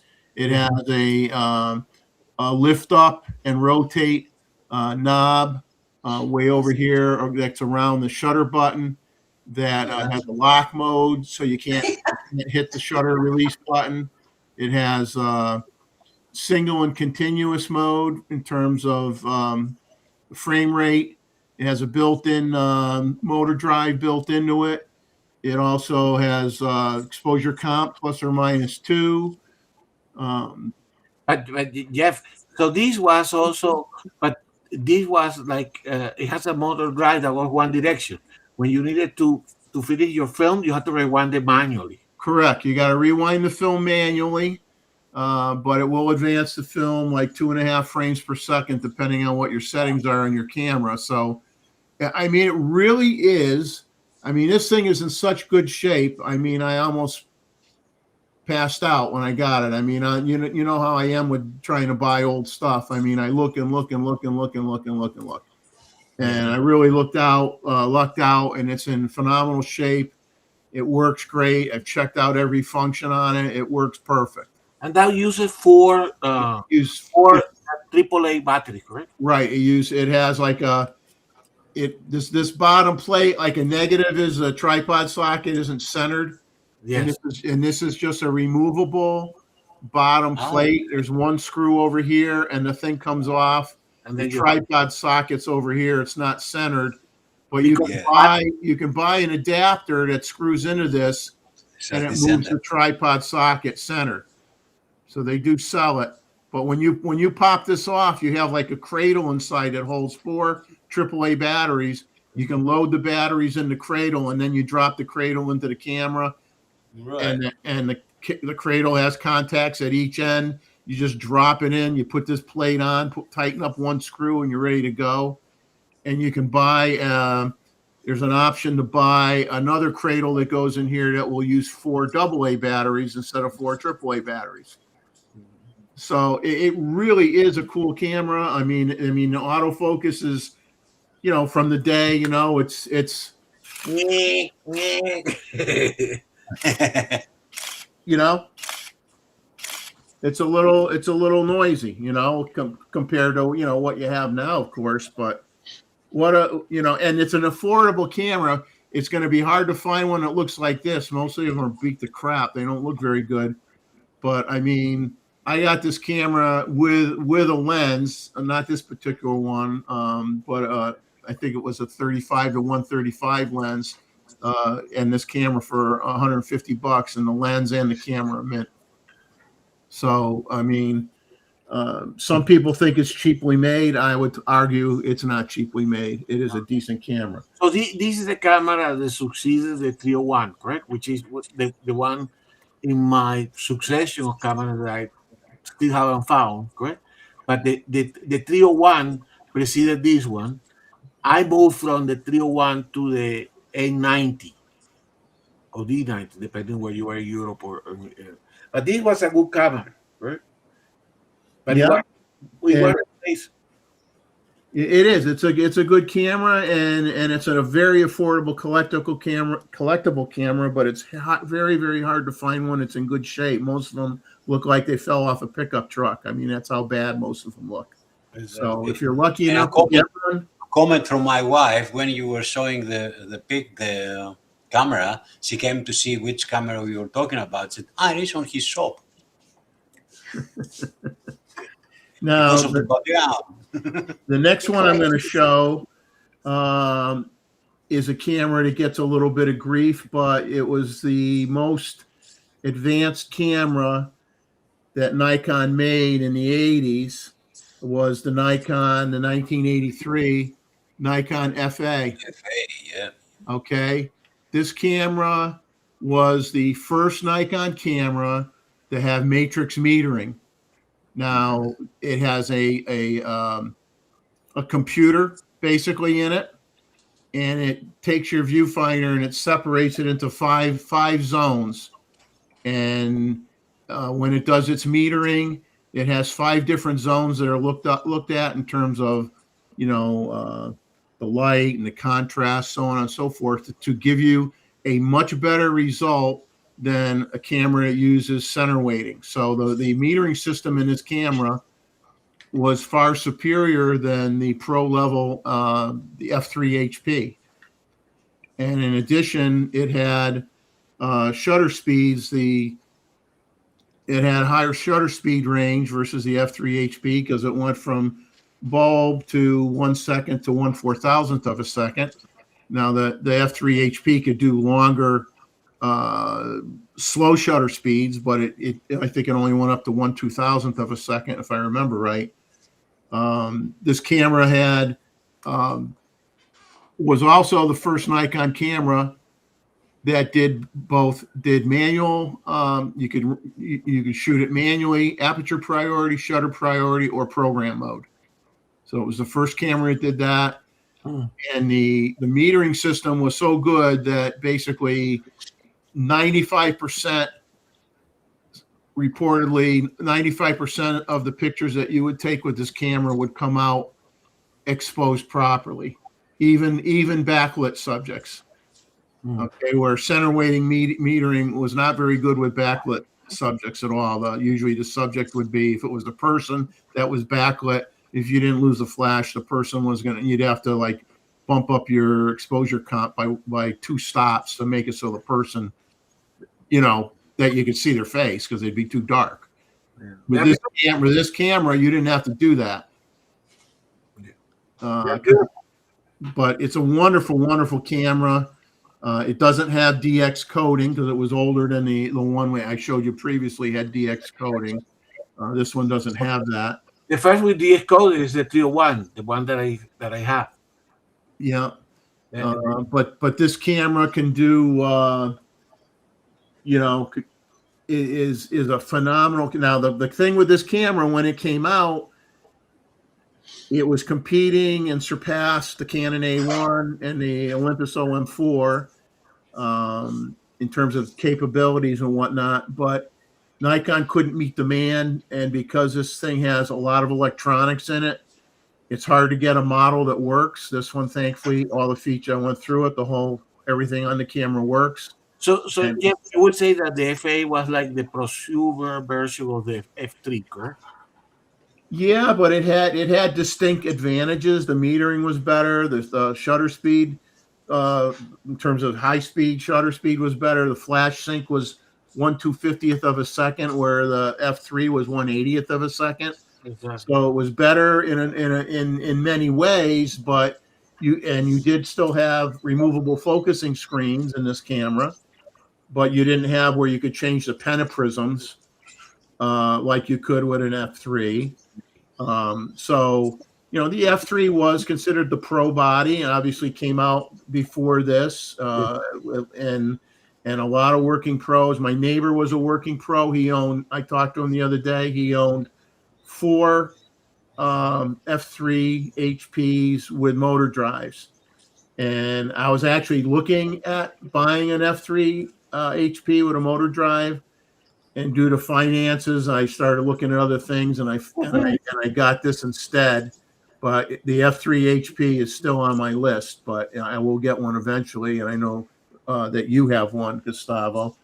But this thing has titanium shutter. It's So that camera came in between the F3 and the F4, basically, right? Yeah, and now what hurt this camera was some electronics issues early on, and then by the time they got the bugs out, unfortunately, what killed everybody was And then he moved the Minolta 7000 came out with autofocus lenses, and kind of like creamed everybody else that was using manual focus cameras, because everybody was going out there buying that Minolta camera, and that hurt the sales of this camera. But in terms of technology and features, this set the bar for, we still have matrix metering in our cameras today. So this thing set the bar technology wise for what things were going to come after this camera. So it's really a very important camera in terms of the technical revolution of Nikons, and they were falling behind, and this thing kicked it up a notch and made it more than competitive with what was out there at the time. But then everybody got kicked in the mouth by Minolta when they came out with the 7000 autofocus camera. But if you can find one of these in working condition, I mean, they're not cheap. It's not $100 camera. You're probably going to pay. You could be paying over $400 just for a body with no lens. Yeah. So it's not something that you're really going to want it in your collection to get it. But these 2 cameras are a great addition to my collection, and I've been fooling around with them for the last week and checking every feature on it, making sure everything works on both of them. And keep an eye on a 301. They're really, really good cameras, and especially the 501 is very affordable if you can get one that doesn't look like it got in a traffic accident. But anyway, I just wanted to eventually I'll do a thanks for the memory on them, and get some film in these things, and get some pictures, and share those the images with people. And I think I'm going to call it a night. I got to get up in 5 hours for picture taking. So Send your images for the July the 4th. July the 4th, get in your images to me. And I think the activity in the chat tonight was very, very good. A lot of back and forth between people in the chat. Which is great. And considering we kind of had a show with no agenda, I think we had a good time tonight. And I thank Terry for showing his images for fireworks. Excellent. Gustavo showing his bird images and the importance to us wildlife guys, especially bird photographers, for some of the more advanced features in the cameras that most people don't need. But like I said, that's why we got so many different models. You got different, as I say, different strokes for different folks, right? There's no wrong camera. There's going to be a camera out there for everybody, and you just have to find the one that does what you need it to do.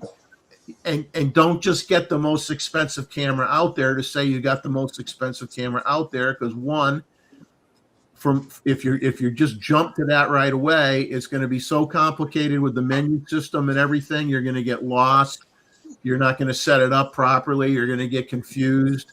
And if you're new to photography, start simple, or buy, start simple and work your way up as you progress with your capabilities, and know what level you have to be at in terms of camera technology, because the camera manufacturers want everybody to get the one that's way up here, and everybody doesn't need the one that's way up here.